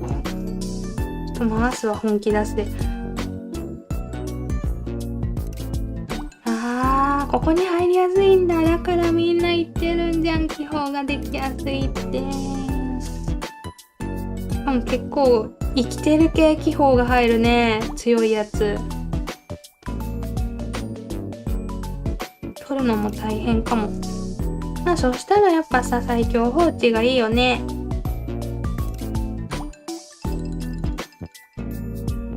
こういうとこな。これをちょっと気をつけた方がいいかな、このモルド。だからそういう意味では表の方がやりやすいかもしんない。裏だとね、最後にカラー流して下に流れるとかが起きちゃうからね。表が正解かもしんないね、この気泡入りやすいアルファベットは。この辺は放置しといたら抜けるだろうから、まだ花のかけらいるじゃん。何してんの？これもちょっと放置しといて、あっちの方で。気になるな。で、最初に放置してた、ちょっとお花ちゃんサイド登場してもらおう。じゃじゃじゃじゃん。もう、表面もほぼないし、ほぼ抜けてると思う。ここにちょっとやっぱこの角っこだね。いるのと、うわー、この針の周り怪しいな。ここ入れとくかな、ちょっと。レジン。針の周り怪しい。ちゃんと、大丈夫か。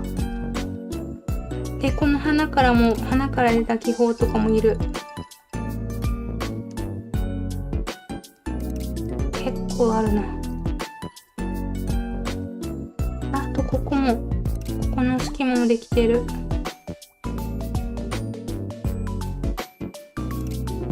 これガチモードで見よう、全部。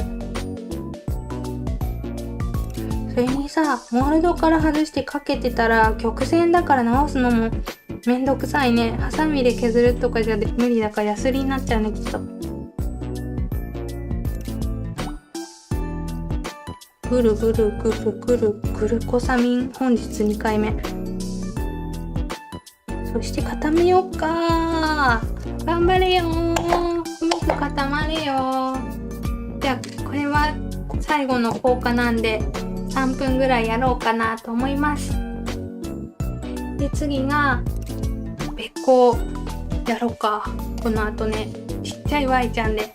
コメントいっぱいありがとうございます。読んでいきますね。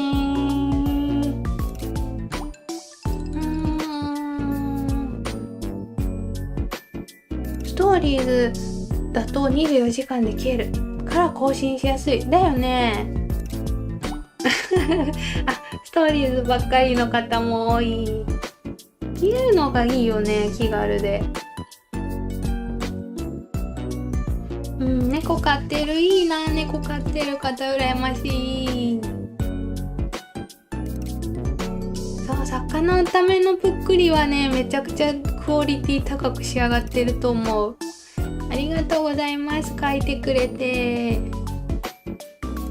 ラメは100均のラメって結構ラメによって違うよね。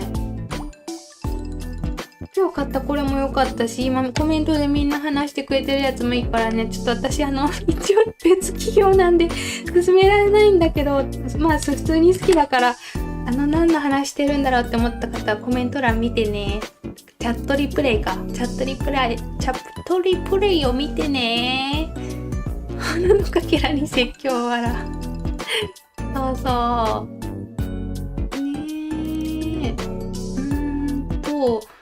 写真天然光が最強だと思ってる私も。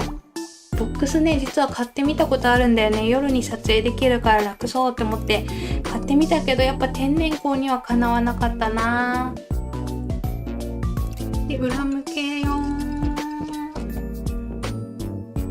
ー。もう映ってないね。相方も呼ぶか。いっぱいした2匹たちを並べておく。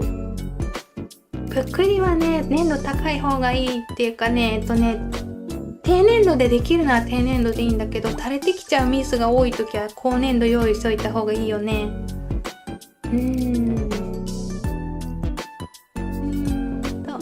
ってきた。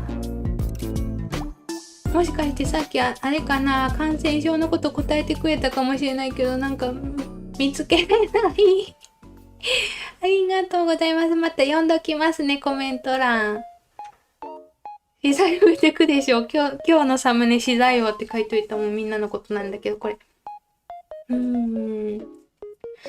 コーティングで表面とか塗るのちょっと難しいよね。弾いたらもう一回塗り直しだから難しいよなーって思ってるコーティング。あとコーティングレジン液に比べてめちゃくちゃ高いんでね。ニス使う方がマシかも。コーティングでこの表面やるぐらいなら。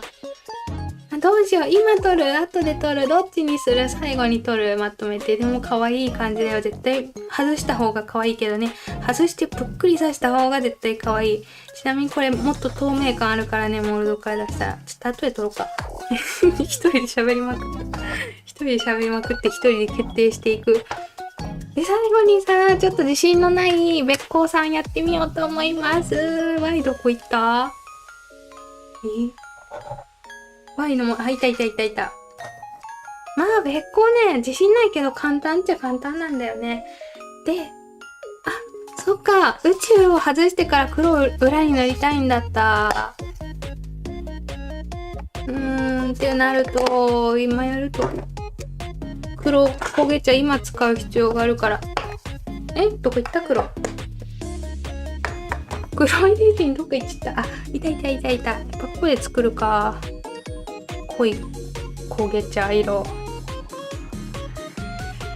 で、後で宇宙塗る分の黒残しといて、焦げ茶も作るって感じ。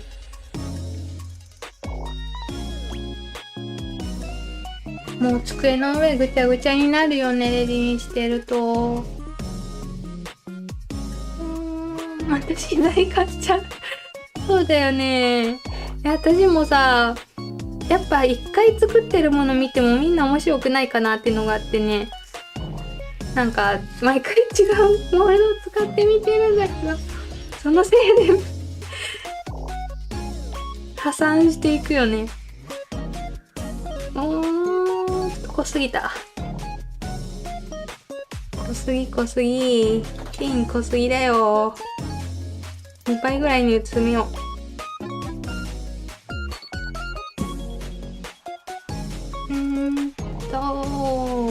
そう、ようこそワイだー。保護猫ちゃんから2匹と捨てられて拾って自分からアピール。ね、猫ってたまにアピールしてくる子いるよね。うちの地域猫もめっちゃアピールうまい子いる。人間見つけるとお腹をゴロンって見せて、すんごいアピールする子いる。めっちゃ餌もらってる、いろんな人に。なんかまた違う色になったな。赤どこ行った？赤。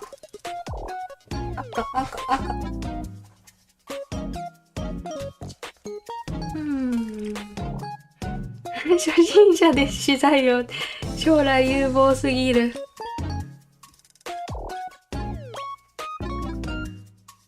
ぐる。この色でいいかな、濃い茶色は。ということで、こっから別個をやっていくし、しかもモールドいっぱい使って、いっぱい使わないかな。作った4色はこんな感じ。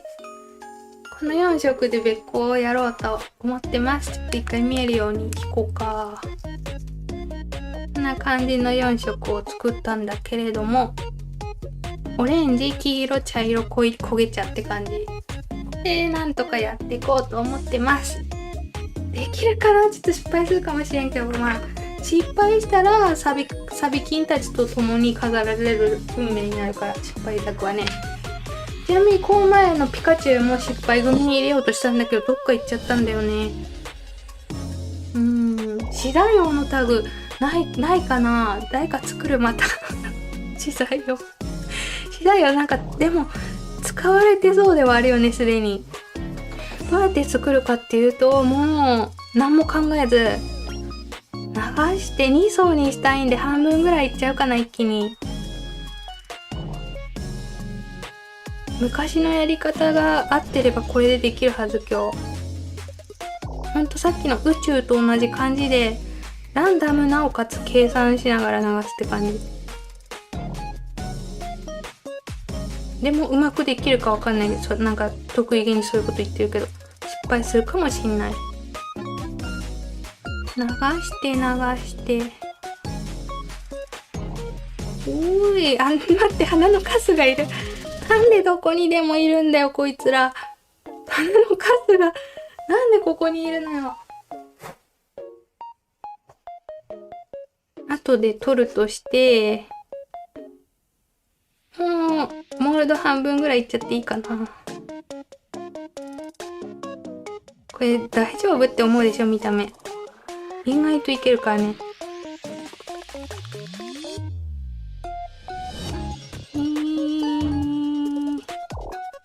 半分ぐらい入れたか結構いってよ。アップにしよう。ごめん、忘れてた。でこの状態で、カラーたちが避難させて、この後固めるからね。で、こんな感じで、グルコサミンではない。なんだろう。グニャコサミン。こんな感じでもう傾けといたらいいんだよね、べっこうって。ただ、どこで止めるかが結構難かったりする。あと今、ここに溜まっちゃってるやつ動けなくなってる。ちょっと、これをこっちに持ってきて、どこで止めるかがむずいかも、べっこう。こういう感じにすると自然な柄ができる。でね、これ1層目だから、ちょっとまだ変なんだよね。2層目で調整するって感じ、色を。混ぜすぎるとね、薄茶色になって終わっちゃうんだよね。ちょっとここに、ここ強すぎた。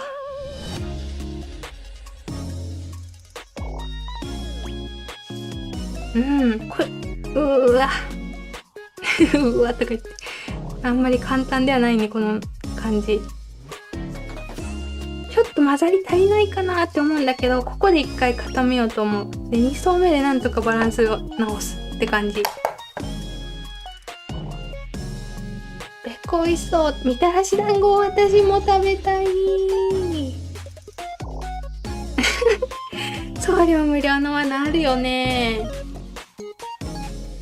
いつもだいたいべっこうは2層で作るかな。2層目でちょっとオレンジ味が足りないなって場所にオレンジ流したり、さっきの宇宙はさ、1層目と同じ色流したんだけどね、べっこうに関しては全く違う色流してる、いつも。ほんとただのバランスゲーなんだけど、まずこことここが濃いから、もう濃いやつはここには流さないって決めてて、私の場合ね。モールド1杯はもう無理かな。べっこうの場合は濃いやつがいないとこに濃いやつ流して、オレンジ味が少ないとこにオレンジ流すとか、そんなんしてる、いつも私は。そうするとね、なんか立体感みたいなのが出る気がする。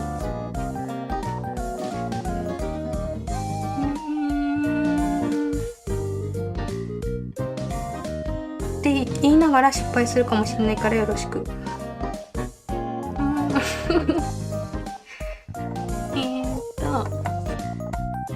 いっぱいコメントありがとね。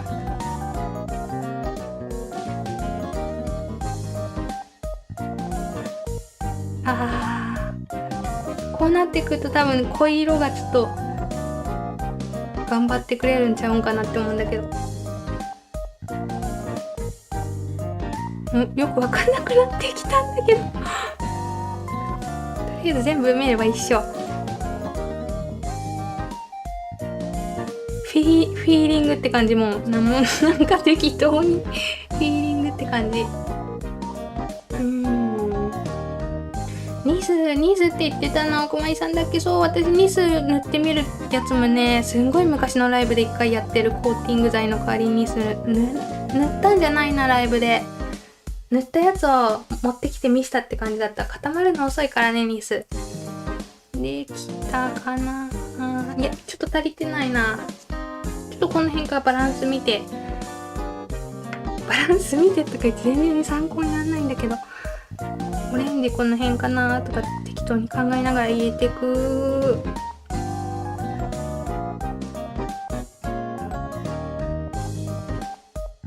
でもさ、なんだろう、べっこうパーツとかあるじゃん。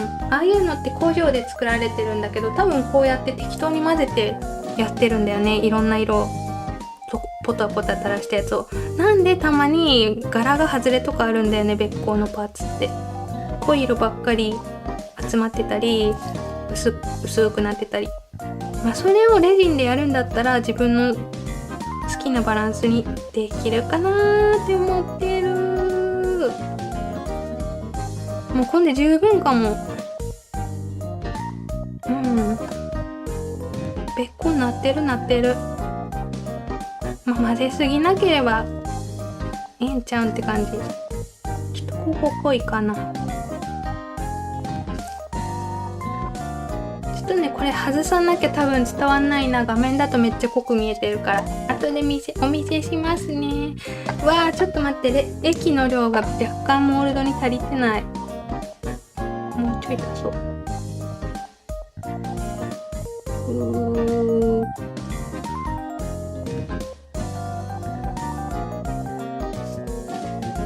で、基本もそうだ。基本も抜いた方がいいかな。見た感じ浮いてこないから隙間ないかな。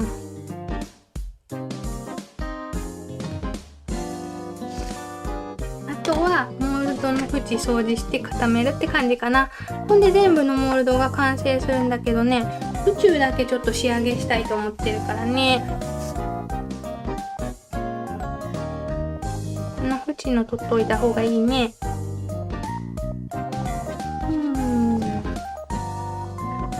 100均ショップ巡りし材料確定。間違いない。100均はマジで買っちゃうよね、いっぱい。もうさ、ハンドメイドとかじゃなくてさ、ハンドメイドに関係ないものもいっぱい買っちゃう。私、キッチン用品とかよく買っちゃうな。100均行くと文房具とか、かわいいメモ帳とか置いてあるから。よし、で行きましょう。あ、宇宙固めてないじゃん、よく考えたら。ちょっと一回ここで散らかってるカラーたち片付けよう。また中途半端なカラーが残ってしまったな。中途半端な。ぐにゃこさみんって言われて。そうそう。ぐにゃぐにゃって感じ。べっこうは。グルではない。このケース全然足りないや。余るレジン多くて。前引き出しに入れたから、あの頃に比べると全然ケースの大きさ足りない。あともっとでっかくていっぱい色保管しとけるやつ探そっかな。でっかいコンテナみたいなやつ。めちゃくちゃ色余っちゃった。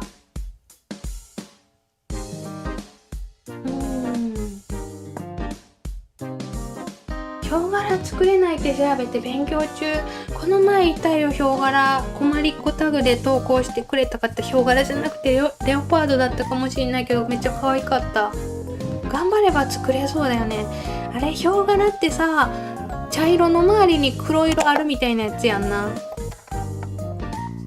ちょっとこんな感じになってるんだけど。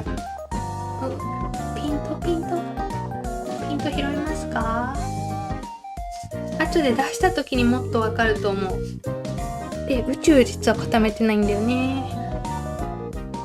宇宙を一緒に固めよう。気泡を抜いてから固めよう。私さ、昔ネイルサロンでヒョウ柄ネイルしてもらったことあるから、絶対レジンでもできるはずだよね。もしかしてネイルで調べた方がいっぱい出るかもしんない。検索結果。ヒョウ柄ネイルとかで。ネイルの方がしてる人多いイメージある、ヒョウ柄ってね。まあでもレジンは何でもできちゃうんだよ。いい感じに基本も抜けてるし、これやっぱやっぱさ、宇宙強いよね。セリアのクマの時も投票1位だったもんね、宇宙。でも実はなんだっけ、販売した時は空雲ちゃん、朝焼け空雲ちゃんが一番人気だった、宇宙より。にしても宇宙は強い。で、隙間怪しいからちゃんと見ようね、全部。ほら、もうここにいるじゃん、バカ。こういうやつよ。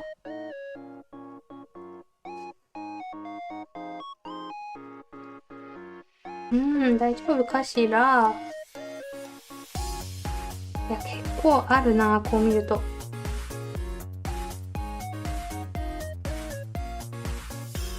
指ついちゃった。これがね、まあちょっとローガンズの皆様の見えない打眼でやる部分だよね。私も深夜帯になるとローガンズになってくんだけど、今んとこ大丈夫っぽい。結構入るね。やっぱこの曲線のとこに。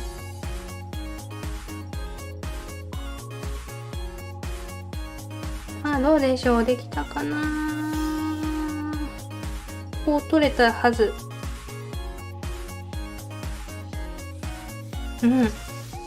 これで全てのモールドたちの固めが終わる。じゃあ固めましょう。ここに置いとこう。これだけ出ててもよくわかんないよね。謎。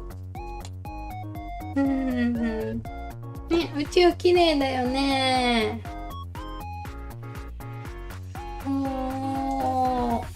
バカ言ってた、また。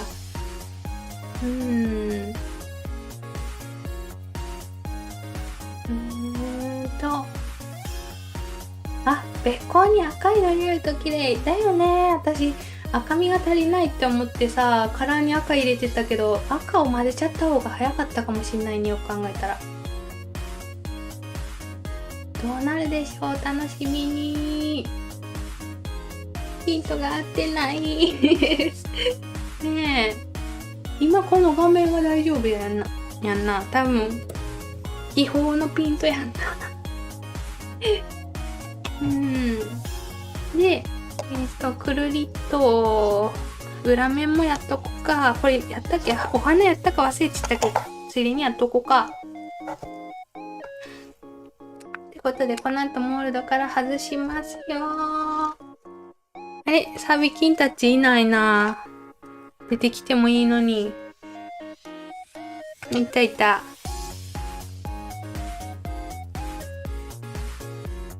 大気中固めてます。宇宙強いよね、やっぱね。作品作ってて最強放置もして確認したのに、効果終了したら花ちょうちん花ちょうちんみたいにプーってなんでだろうね。それもさ、それね、私が思うにライトが端っこに当たってない時に起きやすいかも。それ私の配信でも何回かあった気がする。ライトの端っこの方当たってないとこから液がポワーって出てるってかもしれないし、なんかいろんな原因があったりするよね。アーカイブ見ますって、ありがとね。遅い時間までいってらっしゃい。お、固まったかな、多分。ということで出してみましょう。どれからいこうかな。順番にいこうか、じゃあ。まずはお花さん。お花も見えて、これさ、表向きモールドだからもう、なんだろう、外す時の楽しみとか別にあんまり変わんないよね。こんな感じ。かわいい。わかるかな。ぷっくりしたら本領発揮しそうだな、これは。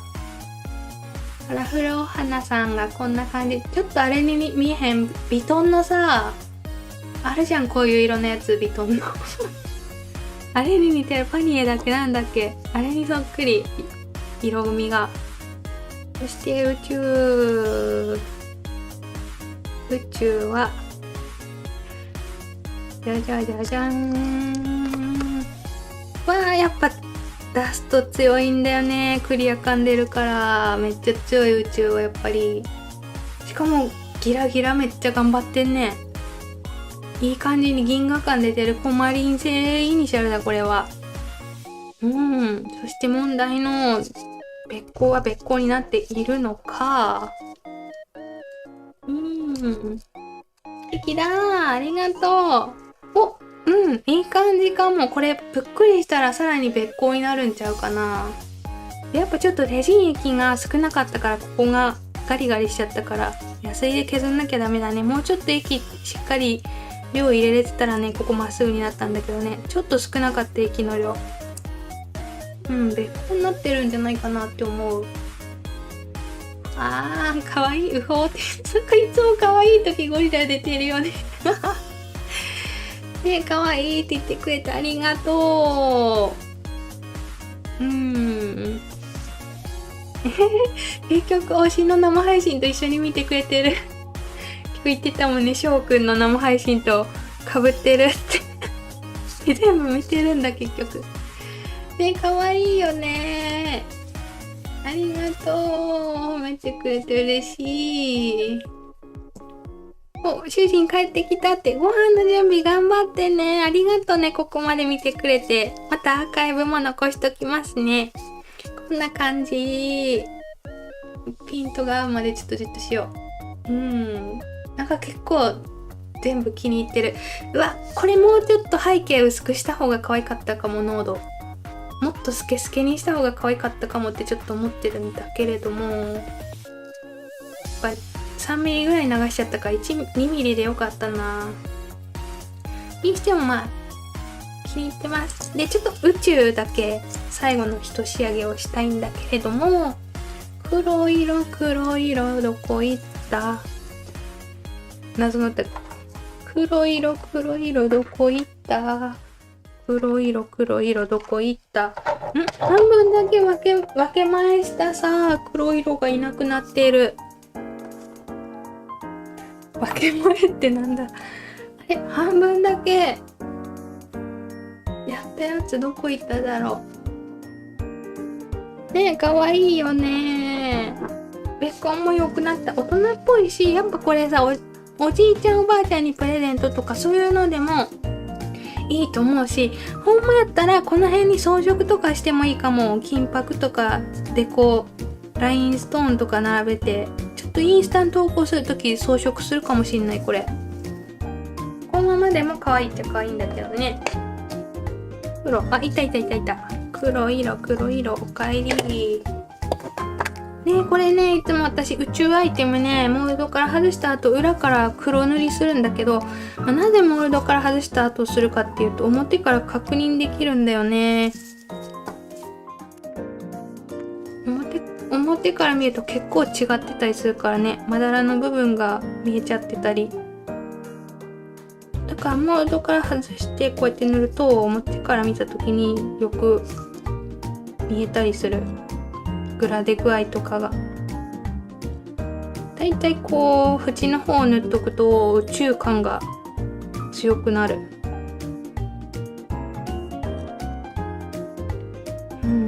でね、一気にやらずにちょっとずつ硬化した方がいいかな。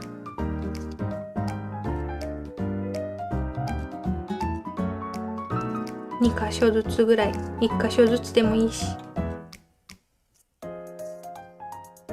今や、ちょっと待って、ここがおかしい。今だ。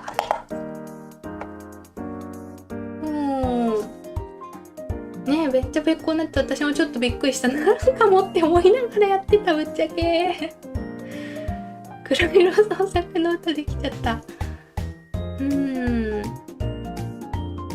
テレビだと汚い。なんでだろう。そういうのもあるよね、YouTube なぜか。ねえ、端っこ塗るし、端っこだけじゃなくて、この辺とかもちょっと塗っちゃったりすると、ブラックホール感が出るって感じ。ブラックホール感とは一体。宇宙っぽさが出る。宇宙の中って白もやとか黒もやとかいろいろあるからね。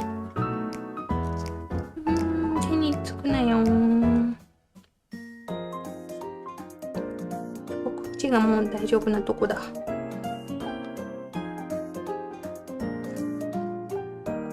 こでもっとなんかダークな感じにしたかったら黒重ね塗りとかもいいよね。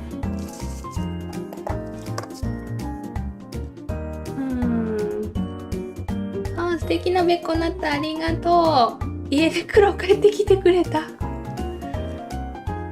では見てた、おかえり。アーカイブね、またこの後すぐ見れると思う。今日別になんもないもんね。ないもんねってなんだろう。この後すぐアーカイブ残ってると思う。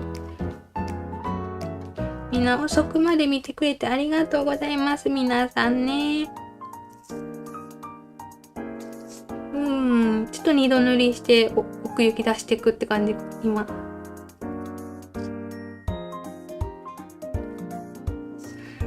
もうちょっとこの辺も攻めたいな。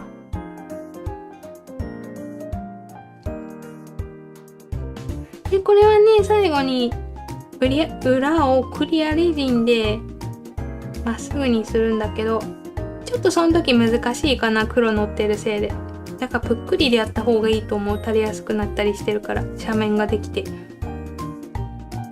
っちやりすぎた。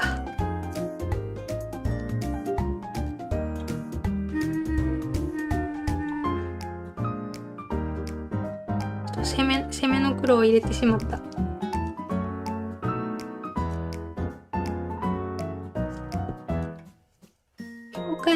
境界が見えるとこが気になる。ここだな、ここ。もう自分にしか見えないやり方でしてるんだけど、これで OK。という感じでね、今ので仕上げになります。よかったな、これ。読んでみよ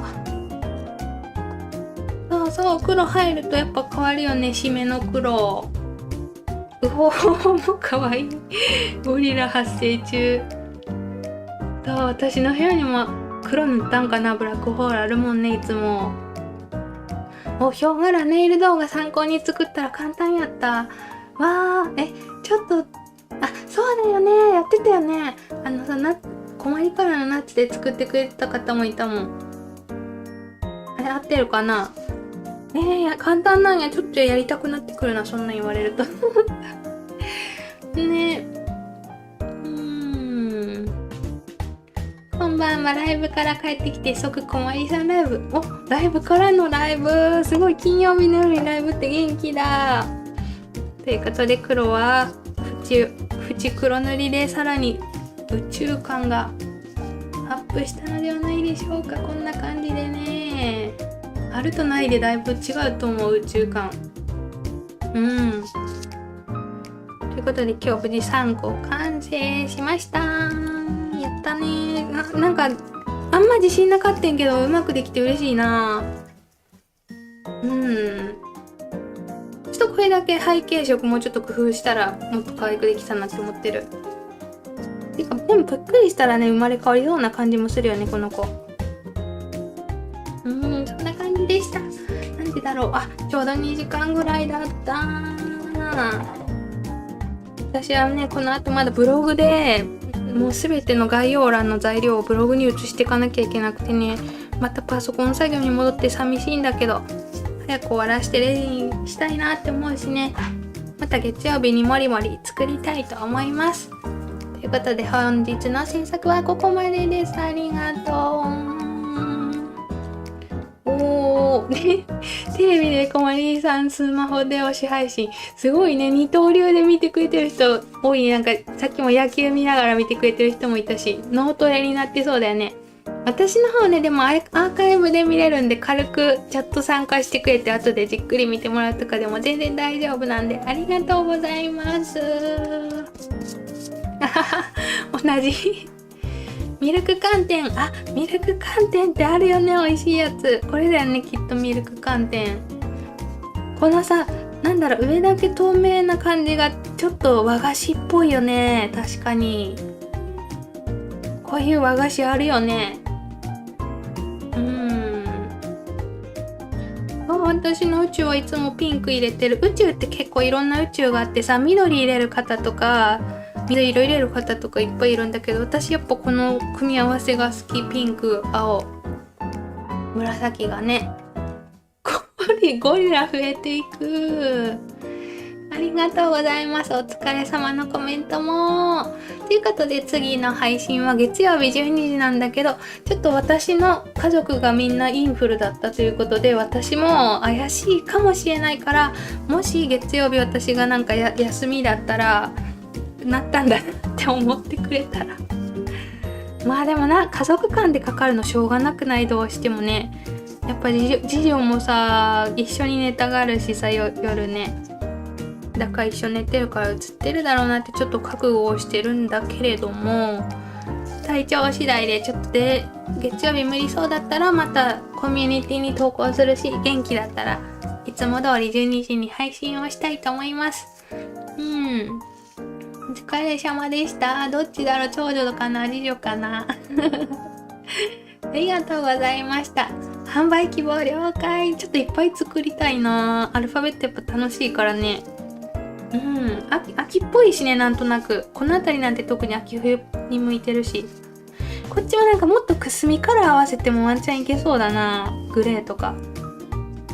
ちょっとまた考えてみます。ありがとうございました。ということで、良い土日をお過ごしくださいね。じゃあまたね。バイバイ。おやすみ。